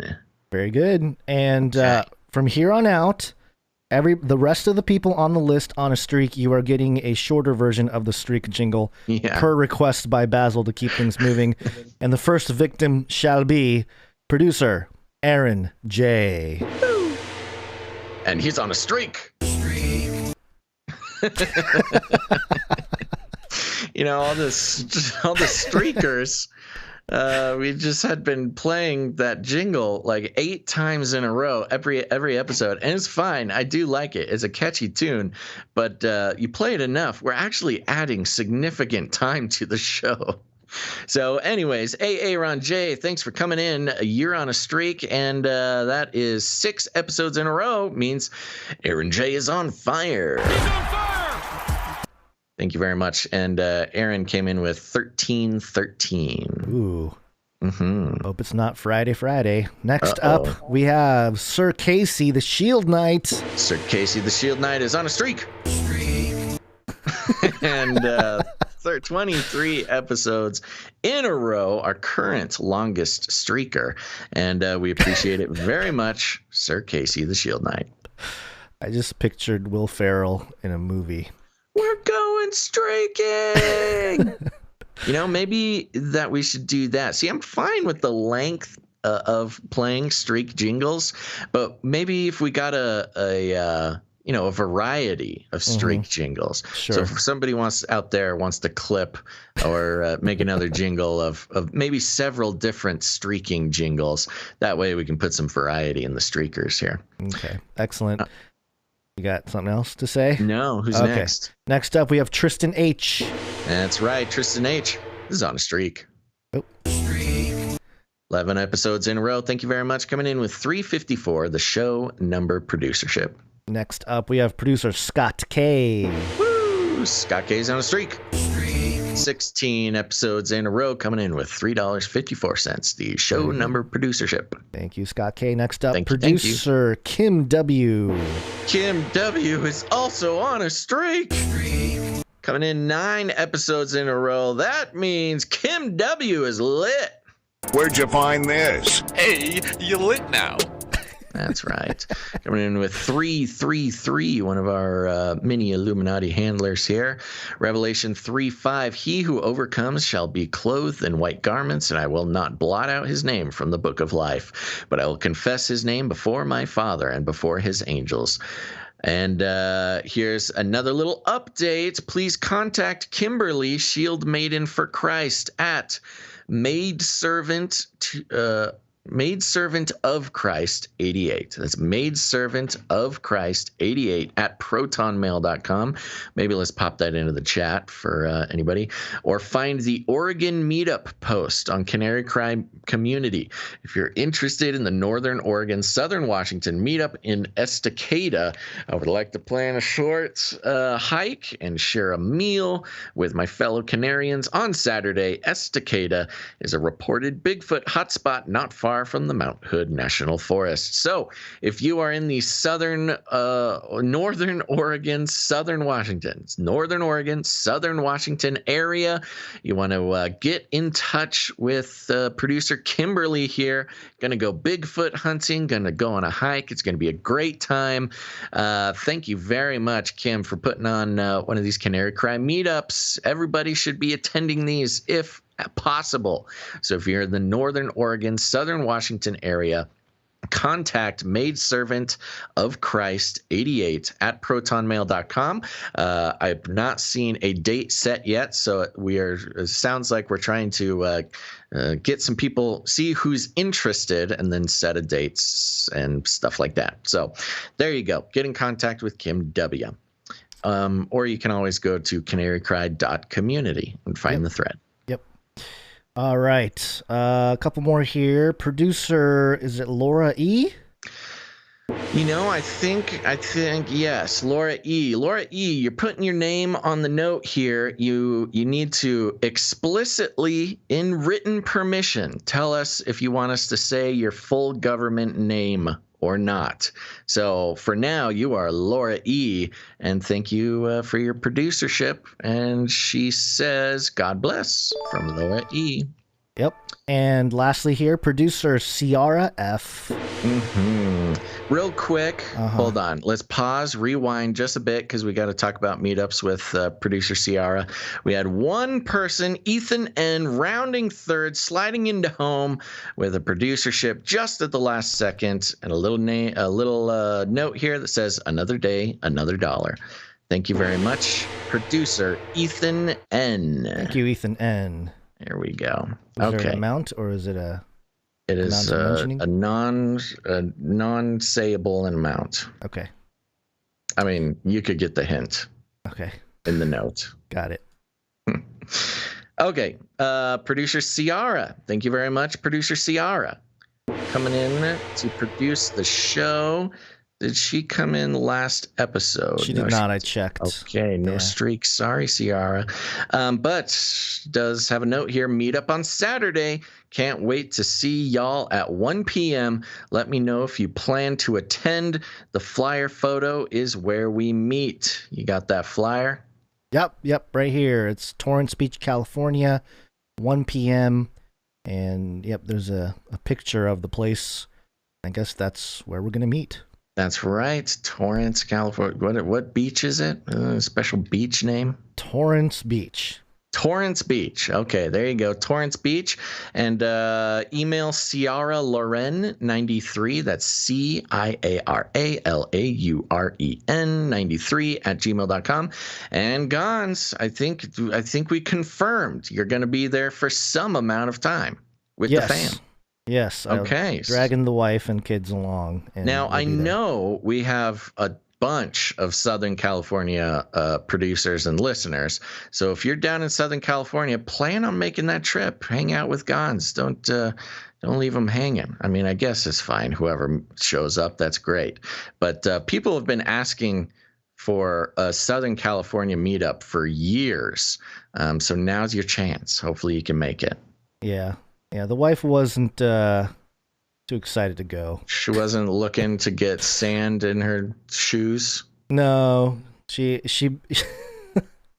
I don't know. She was like, I don't know about just going to hang out with your fan club. And I'm like, it's not a fan club. She's like picturing me and like all these people just Gonz. I'm like, no, that's not. Sign some autographs, you know. I'll be on take some selfies. Yeah, you're going to have to hold them back with their, you know, and you're beat going them to have to beat them back with sticks. Yeah.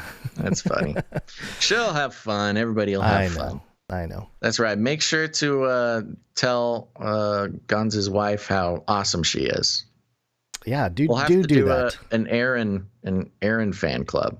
Oh, well, we can. That's what it should have been. That should have been the marketing for the Southern California meetup. Next one. Okay. You just doxed my wife's name. You've said it 1,000 times on the show. It's not a big deal. Just kidding, bro. Chill. All right. Chill, okay. bro. Yeah, this is a really funny joke, dude. Who's next? All right. That does it for the producers of the show for The Treasure. We thank you. We appreciate it. I do want to thank real quick. There's an anonymous family. They'd like to remain anonymous. Who sends snail mail and a check every so often. So we appreciate that. Thank you so much. And actually, thank you very much. If they would like, I think they at a certain point, I think they are considered to be knight or dame if they would like. Well, they're not considered until we knight them, but sure, yes, if they've reached the knighting amount, we would love to knight them. Yes, they have just gotta let us know. Surpassed the threshold, so if they want wonderful. To, they can. We want to thank Jade Bouncerson for the timestamps for episode 253. Thank you very much, Jade Bouncerson. Time, it's really appreciated. Other ways you can produce the show is with your talent, and one way you can do that is to send in jingles. We have a new jingle.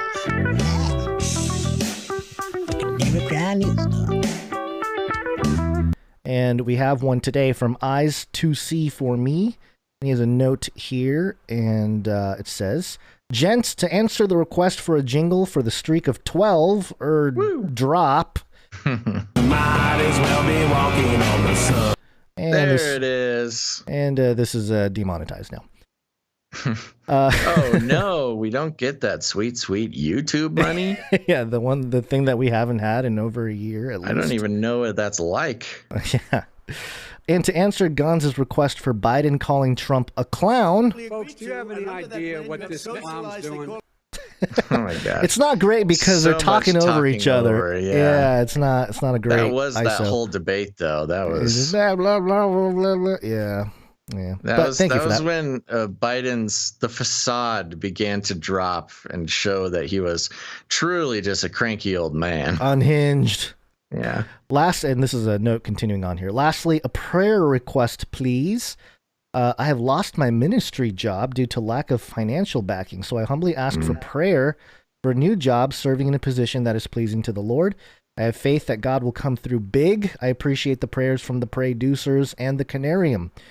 And Jesus answered them, "Truly I say to you, if you have faith and do not doubt, you will not only do what has been done to the fig tree, but even if you say to this mountain, be taken up and thrown into the sea, it will happen. And whatever you ask in prayer, you will receive if you have faith." Matthew 12, verse 21 through 22. That's right. So calling all producers, the Canary Cry producers. That's right. The very powerful intercessors who answer the call when a prayer request is sent in. There you go. We need to get Eyes to See for Me. Need some prayer for a new job. So there you go. Get to work.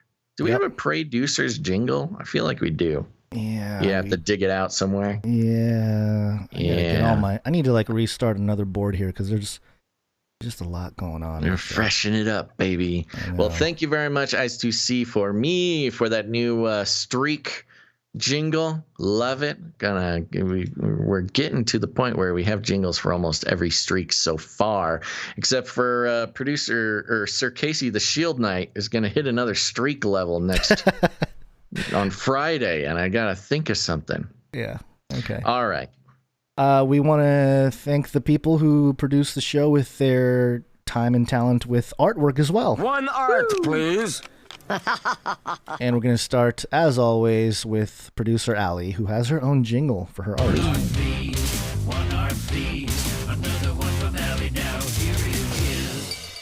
And this one's very interesting. The note that came with it. Today, Allie commemorates the guy behind the other guy, the FDA's Peter Marks, the most amazing man you have never heard of. From today's USA Today article posted on MSN News and linked below.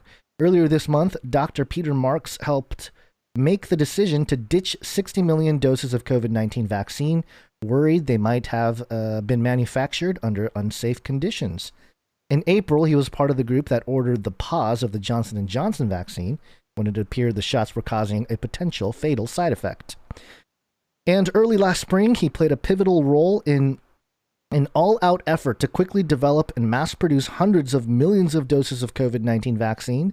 To add urgency, he named the project after the incredibly fast rate of spaceship... He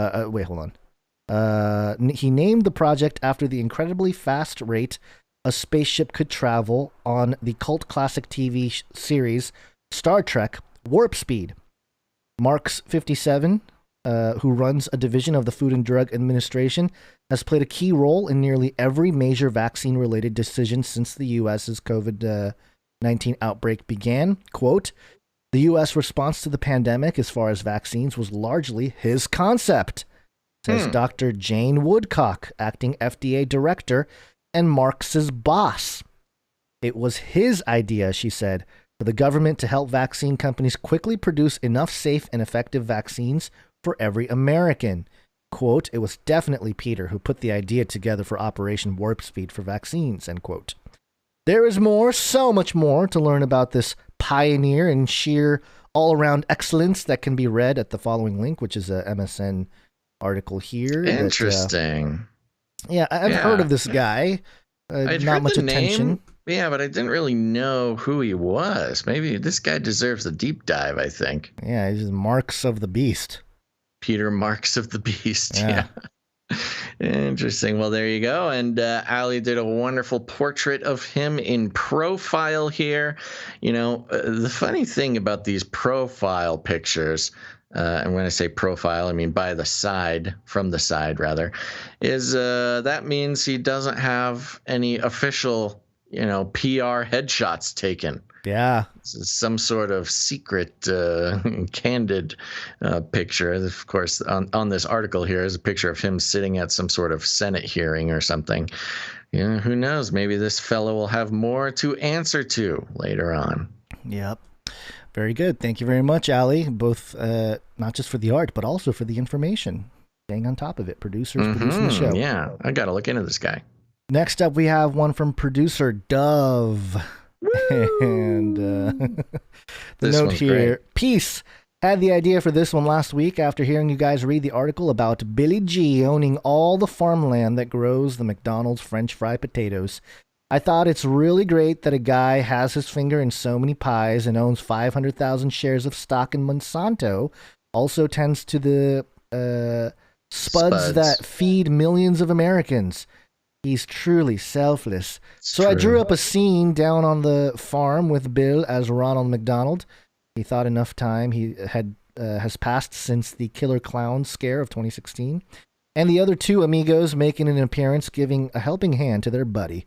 Hope you guys like it. Keep doing what you do, and I'll keep praying for yins. Thank you very much. Love it. And in classic fashion, Dove has... created a whole scene here for us. Of course, we've got Bill Gates right up front and center as Ronald McDonald. Oh, gosh. As if Ronald McDonald could be any more terrifying than he already is. You put Bill Gates in the makeup, and yep, you did it, Dove. You really took it to the next level. And the logo for the McDonald's is not McDonald's, it's McSanto, which is perfect. He's got the logo on his shirt there and on the French fry container. Now, in the bottom left, we've got Dr. Fauci as some sort of bottom right. What did I say? You said bottom left. Bottom right, we've got Dr. Fauci as some sort of field mouse some sort of rodent down in the potato bushes there. Well, he holding a little, mouse. Yeah, holding a little sign that says "Science is truth." Truth. Yeah, there we go. Yeah, wow. Dove has an amazing ability to anthropomorphize things that in perfectly recognizable way. Yeah. That is definitely Dr. Mouschi. Mousy Fauci. Yeah, Mousy Fauci. Up in the top right, we've got a man driving a tractor. You zoom in. Who's that? That's right. It's the third amigo of the pandemic, and it's Dr. Francis Collins driving a tractor. Looking as friendly as always. I mean, that's just real unsuspecting. Francis Collins, for being one of the architects of the whole thing, is a very friendly-looking fella, driving his tractor, tending to the spuds. And if you notice, Gonz, up in the sky there, we've got a grid of chemtrails, of course. Yeah. And my current viewing is not letting me zoom in. Can you zoom in all the way into that grain silo? Yes. There's you, I think, and me as canaries. Oh, we're back there? Oh, we're back there. And I think I'm spray painting. Yeah, I'm spray painting on it. You can't stop the canarium. You can't stop the canarium. Yes. Infamous farm vandals, the canarium. Yeah, very good. This is great. Thank you very much, Producer Dove. And I'm saying it now. I promise. I'm going to start putting these on the Instagram, at least the Instagram, if not the Twitter. Please. I think Instagram is the best place to put art. We've got a whole bunch of art from all of our artists. I'm not going to put up everything just because that's insane. And since I've been doing the clips of the show, I'm doing more social media than I want to, but I'm doing it for the people. I'm doing it for the show. It's a pain in my butt. Doing social media takes forever, but I'll be taking select pieces from the history of Canary Cry art, and I'll start putting them up on the Instagram there. So if you have Instagram, follow us at Canary.Cry.Radio. Go say hi to me. I actually respond probably the most through Instagram than anything else. Whoa, you're totally hip to Insta.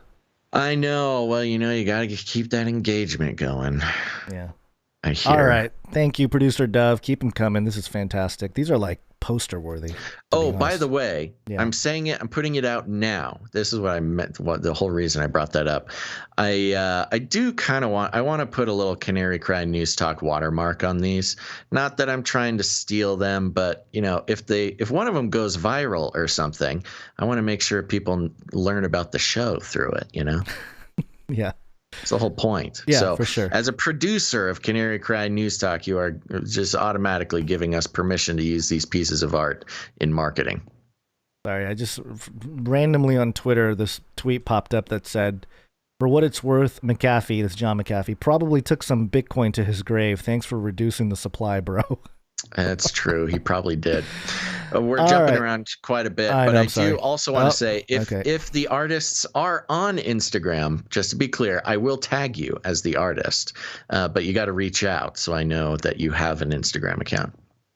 All right. And last but not least, producer Mr. Jag, that's the Hungry Hungarian, did a little comic strip for us.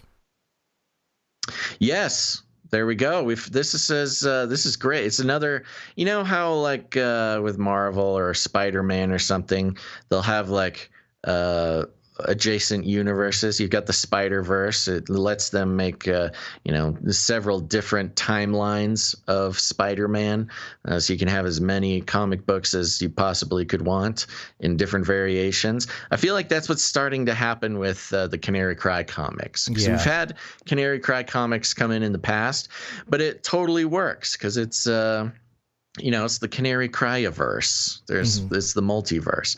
But today we've got one coming from the Hungry Hungarian. That's our Canary Cry Hungarian over there. Canary Cry Comics, Season 1, Episode 1, the pilot. Now, what we've got here is a grid of comic book cells here. There is the Face Like the Sun logo That's you, Gonz. Yay. I don't know if you made that connection. Yes. But then there's me, a googly-eyed little ball of love and fluff. And starts out, I think I come up to you, I say, hey, what you doing?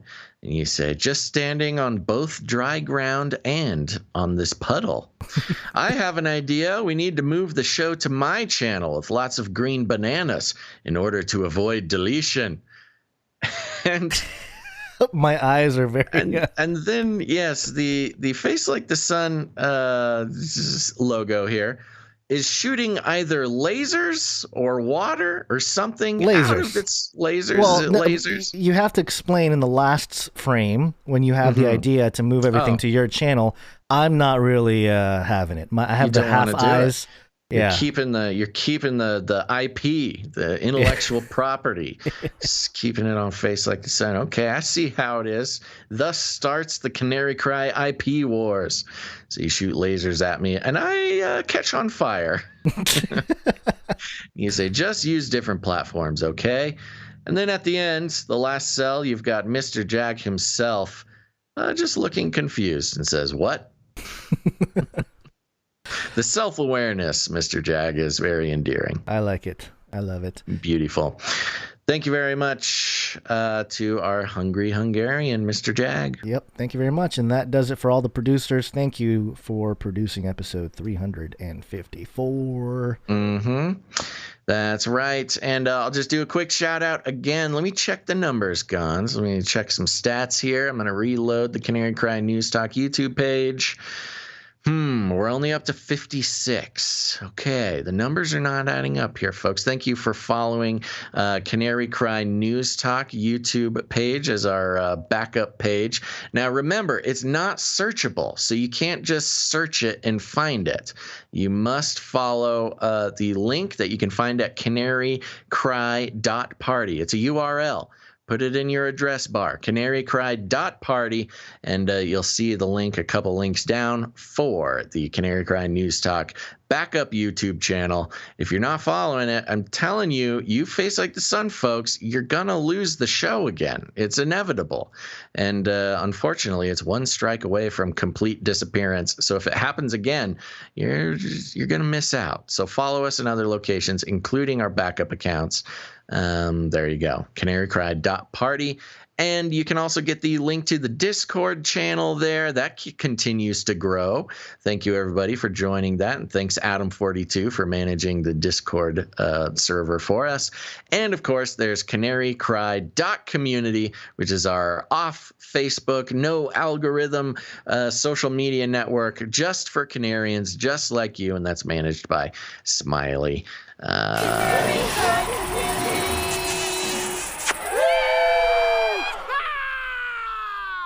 That's right. Okay, all done. You ready to get back to the show? Yes. Okay. Back to the show here. Yes, it's wake-up time. Hey, yo, wake up. And we're 17 minutes past the time that I'm supposed to be finished. Just to let you know. Okay, we gotta speed through this very, very quickly. This first one's very. This first one. Yeah, it's quick. We need a great reset. Learn to use the dark side. This is dailyrecord.co.uk, and it speaks to how conspiracy theorists are being labeled and framed in the public. Yeah. And the headline here, conspiracy theorist who believed, quote, the Great Reset was on way, attacked pregnant partner with hammer. Ugh. Oh, okay. Yeah. Anthony. Interesting how they just had to mention he believed the Great Reset was coming, as if that's a conspiracy theory. That's what I'm. Yes. That's not a conspiracy theory. It is a public plan put out by the World Economic Forum. We need a great reset. That's the guy who created the World Economic Forum. It's not a conspiracy theory. They put out their own marketing materials, videos, pamphlets, everything. It's not a conspiracy theory. Anthony Beckett, age 33, launched the terrifying attack after becoming obsessed with theories regarding political events such as the U.S. election and believed the Chinese were coming for him. And, we don't have to get into the detail. Yeah, they're coming for all of us. It's not just this guy. Yeah, it's sad. He went after his pregnant girlfriend there. He was a heavy cannabis user. I don't know why that's important, but they include it in the report. Yeah, again, a weird choice to try to demonize cannabis use when that's like, I don't know, the coolest thing you can do as far as secular media is concerned. Yeah. He hit her head using a hammer to her skull. It was an unrelenting attack, and it was just pretty brutal. The result here is that it's funny because it has like quotes like, she was terrified. Like, no kidding. Oh, jeez. Yeah, no kidding. The woman lost consciousness, but came around to find herself still in the bath. She was thrown into the bath there, being strangled. A police search of the house unearthed a dagger, machete, and a homemade noose. The victim suffered a wound and bruising to her head. Beckett told the police he had asked his partner if she would die, quote, before the Chinese arrived. He pleaded guilty to the charge of attempted murder, and Beckett is serving 10 years in prison there. So, yeah, no kidding. And this is a point I really want to mention with this is that, and this should be obvious to our listeners, it's not the conspiracy theories that drove this man to beat up his pregnant partner with a hammer or try to choke her. The story isn't even about him. It's not the reason for the story is not to learn about this horrible thing the guy did. It's specifically to demonize people who are, again, not conspiracy theorists. They are just paying attention to the public marketing of the World Economic Forum. Yeah, so crazy. I thought it was pretty nuts that they would even have this headline and include this. I think it is a minority. It really is sick. It's got to be the minority that are thinking this way. It's the very few in the mainstream. But anyway, I was pretty appalled. And the fact that he was 33 years old just added to the whole high strangeness of the situation. You want to take this next one here just real briefly? Yes, I do. Another World Economic Forum update here coming from India Today. The headline, Earth's orbit is congesting. World Economic Forum as a solution. we need a great reset of space. Got the final solution to the space traffic. With the low Earth orbit becoming highly congested due to new satellite launches, the threat of collisions among these satellites and an increase in space debris remain high.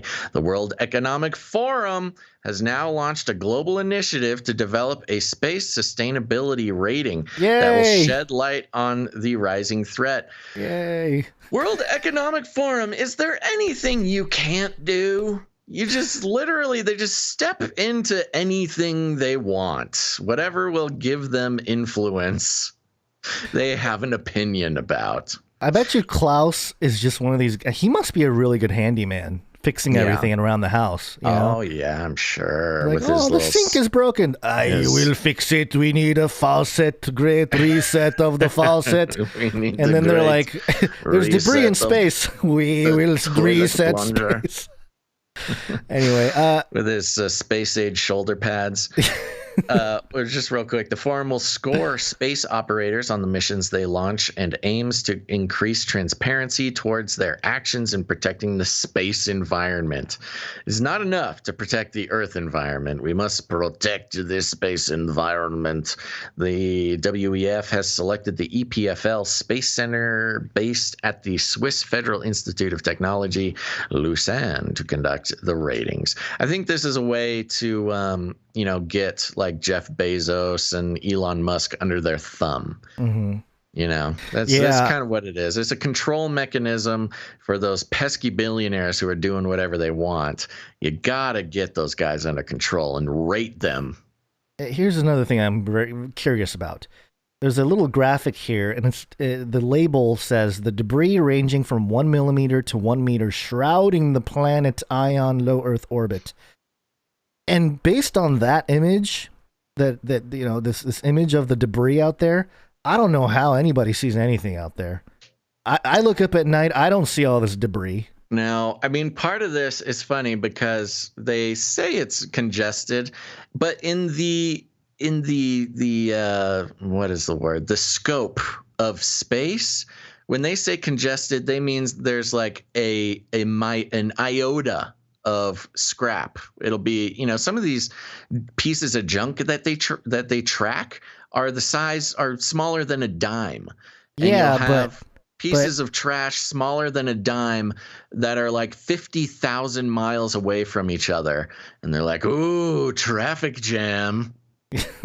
But also, didn't it go through one of the FLIPPY arms in space? And that probably prompted the World Economic Forum. You remember that story about the what was it? The of course I remember Trash FLIPPY. Yeah, Canadarm got it, or was it the China one? No, yeah, Canada arm got a little hole in it recently. Got a hole in it, right? From a speck of dust size. That's what I'm saying. The World Economic Forum heard that and they stepped in. Yeah. Klaus was like, I will make sure the arm is safe. We will monitor the space. The only thing that the World Economic Forum is accountable to and takes orders from is the robotic arms. FLIPPY controls the World Economic Forum. Okay. We know this. All right. Okay, well, we have a couple quick things from the world of, I guess it's geopolitics. It's Latin for many. Tick. Now suck your blood. Politics. Your blood.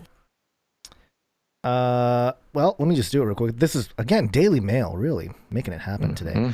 Headline, Russian fleet 35 miles off Hawaii practices sinking an aircraft carrier as U.S. Navy strike group moves into the area and F-22 stealth fighters in Pearl Harbor are placed on standby.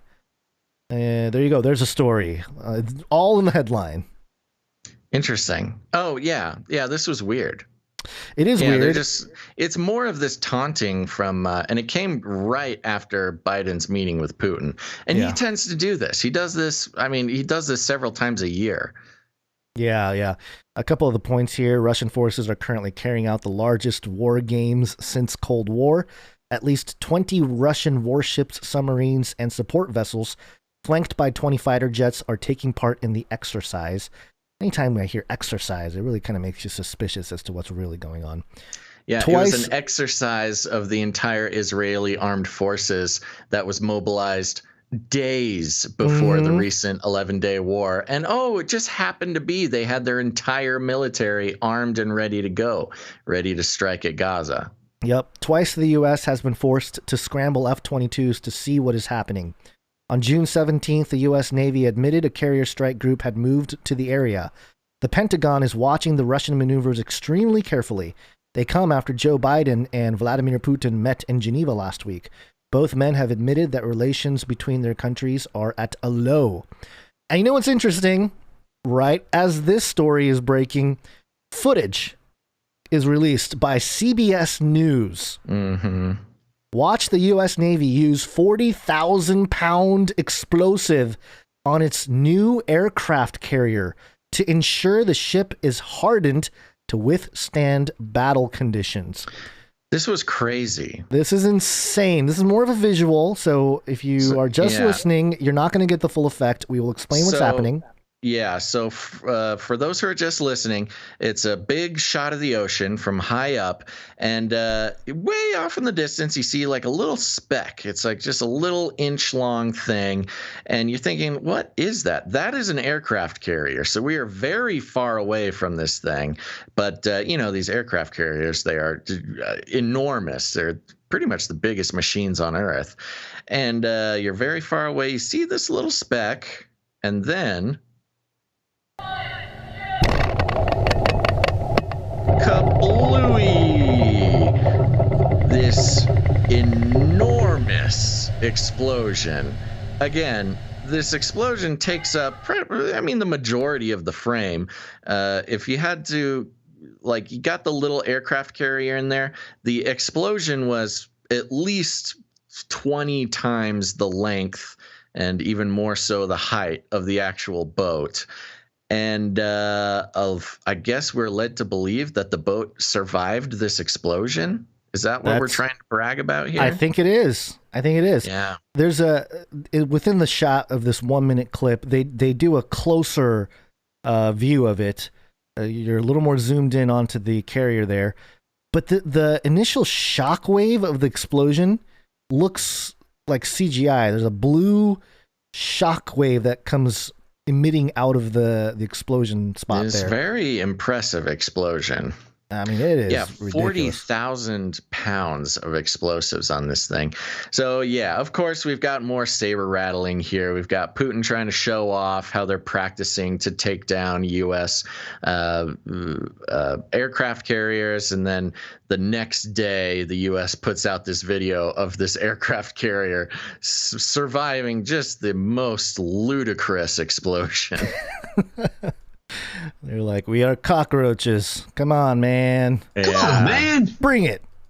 Yeah. Kind of what they're saying. So there you go. They're just kind of showing off to each other about their cool boats. Yeah, boys showing off their boats. Yeah. It's like it's like a parent said to me one time when I was teaching a couple of these kids how to play or how to swim. And they would not let go of these little balls that you play with in the water. Floaty balls or something? Floaty balls. Well, actually, they were sinky balls. Okay. But the mom said, boys and their balls. So kind of like that, boys and their booms, I guess. And then all-seeing eye, CBS News. Propaganda. This is not propaganda. No, I mean, this is like true propaganda, If you think about the early days of televised propaganda, it was all about showing off the power of your nation. You think about World War II, it was basically illegal to show a Marine dead on screen or during a newsreel. Where they would show just heaps and mounds of Germans and Japanese just killing fields of enemy soldiers, but you were not allowed to broadcast a picture of like a dead Marine, U.S. Marine. In fact, there was one photographer who did, and I believe it was in Time magazine, and he was just excoriated for showing a dead Marine, and he did it sort of tastefully, but also just realistically, like he was trying to show like war is hell for our boys as well. It's not just about dead Japanese or Germans. It's, everybody gets hurt here, and he was just canceled for it. But that's what we're seeing here is, we got to inspire the nation to let them know of our superiority. And just show off to Putin. Where's the PETA people or whatever? I mean, how many animals do you think are, not sea people, but sea creatures? What about the mermaids?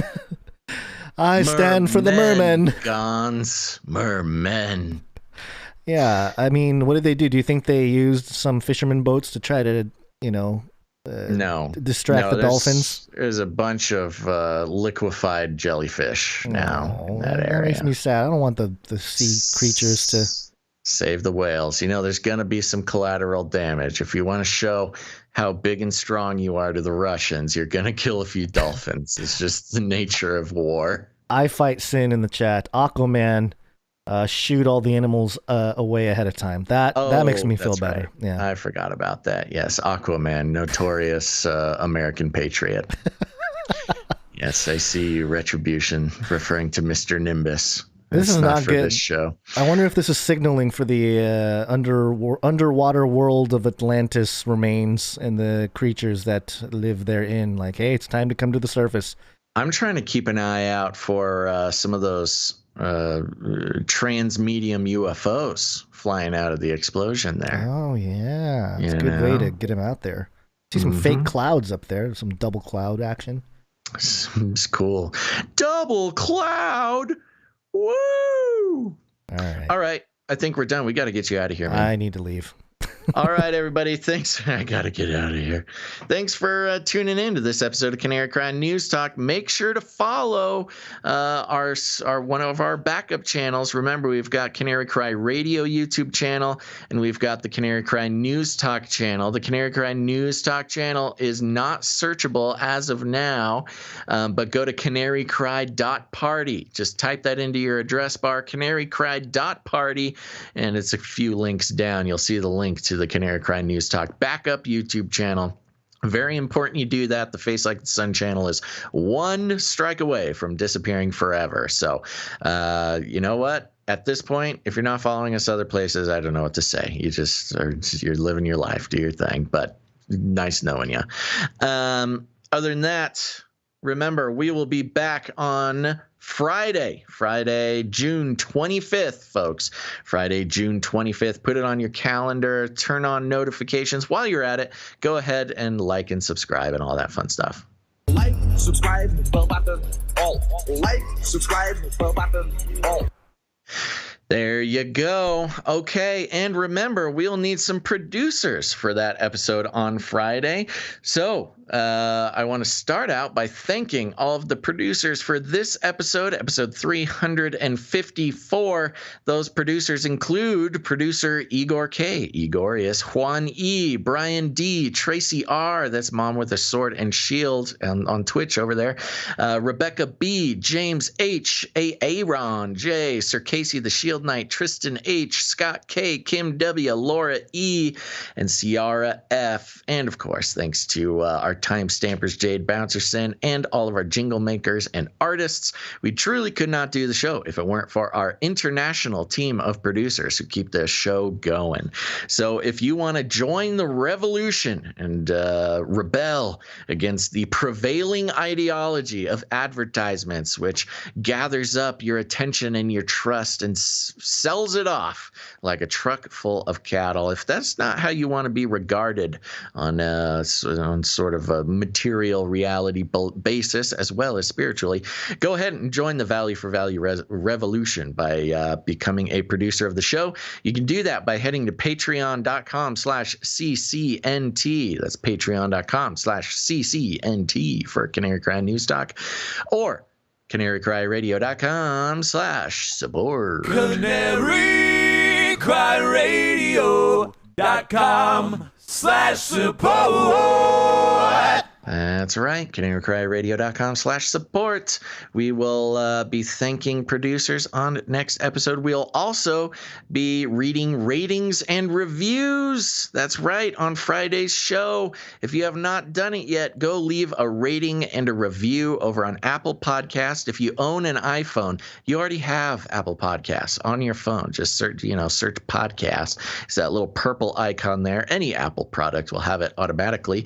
But you can just go ahead and search on any browser, Apple Podcast, Canary Cry News Talk. Leave a rating and a review. It's very important to us. And, we've been setting these quotas, Gonz.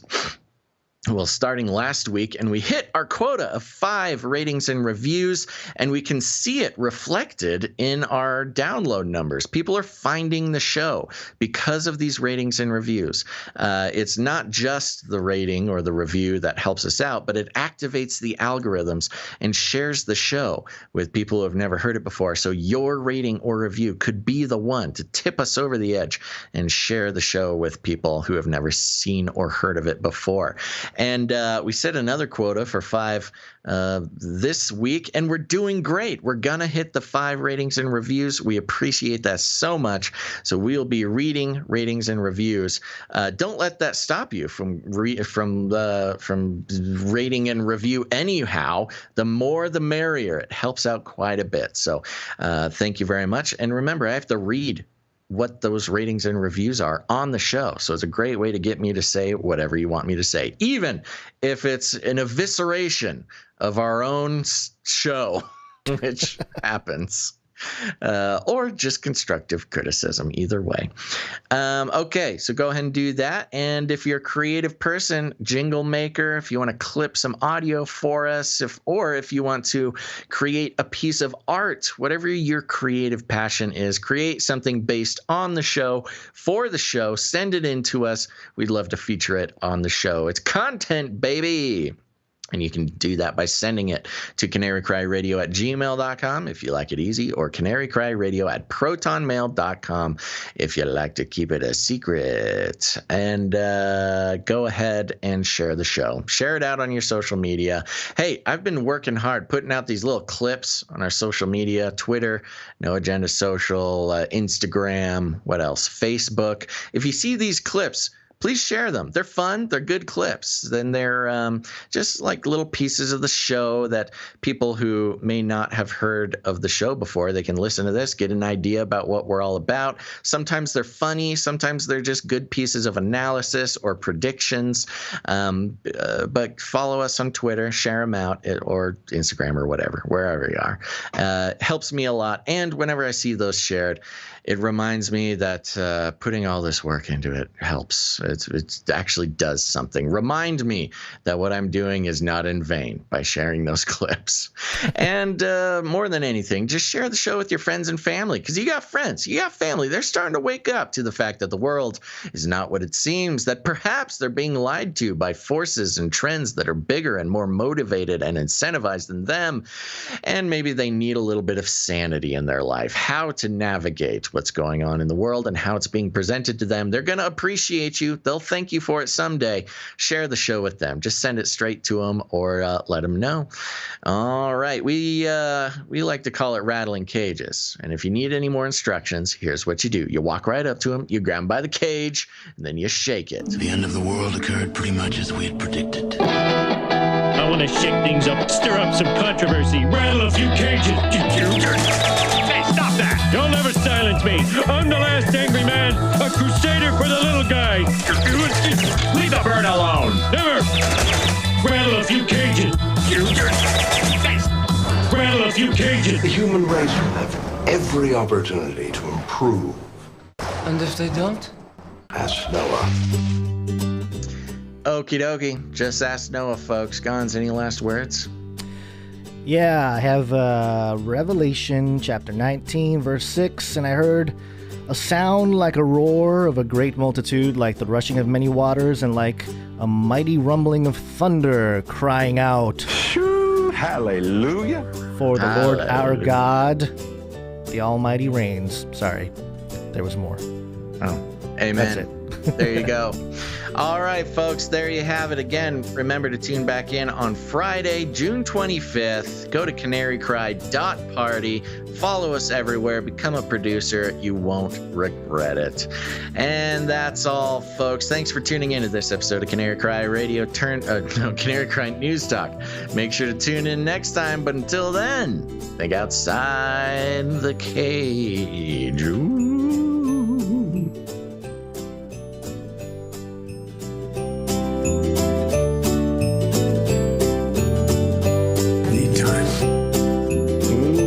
Vaccinations. Give me a break. Come on, man. Called it. Burn it all.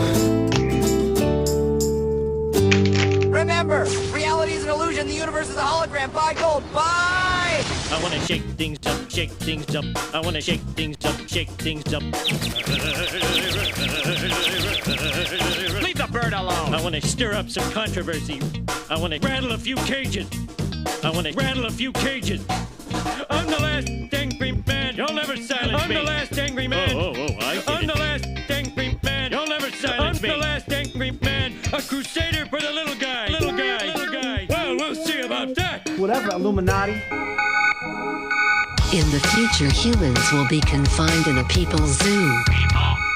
I'll keep you safe and warm in my people's zoo. I'll keep you safe and warm now in my people's zoo. You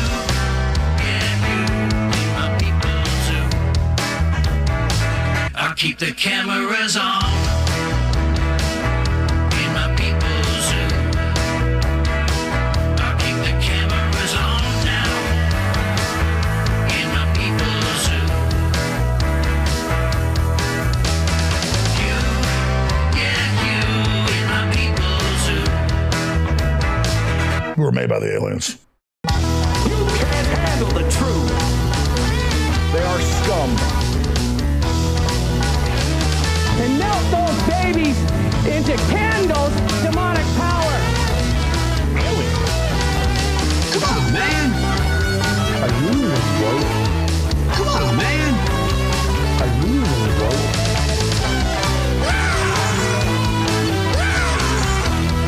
Science! Hey! I'll make you fat and sassy. In my people's zoo. Everybody loves waffles. I'll make you fat and sassy. In my people's zoo. Vaccinations.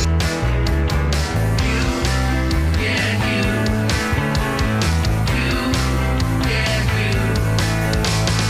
You, yeah, you. In my people's zoo. We're all gonna die. I'll keep you warm and safe in my people's zoo. Do not come back, you Nazi psychopaths!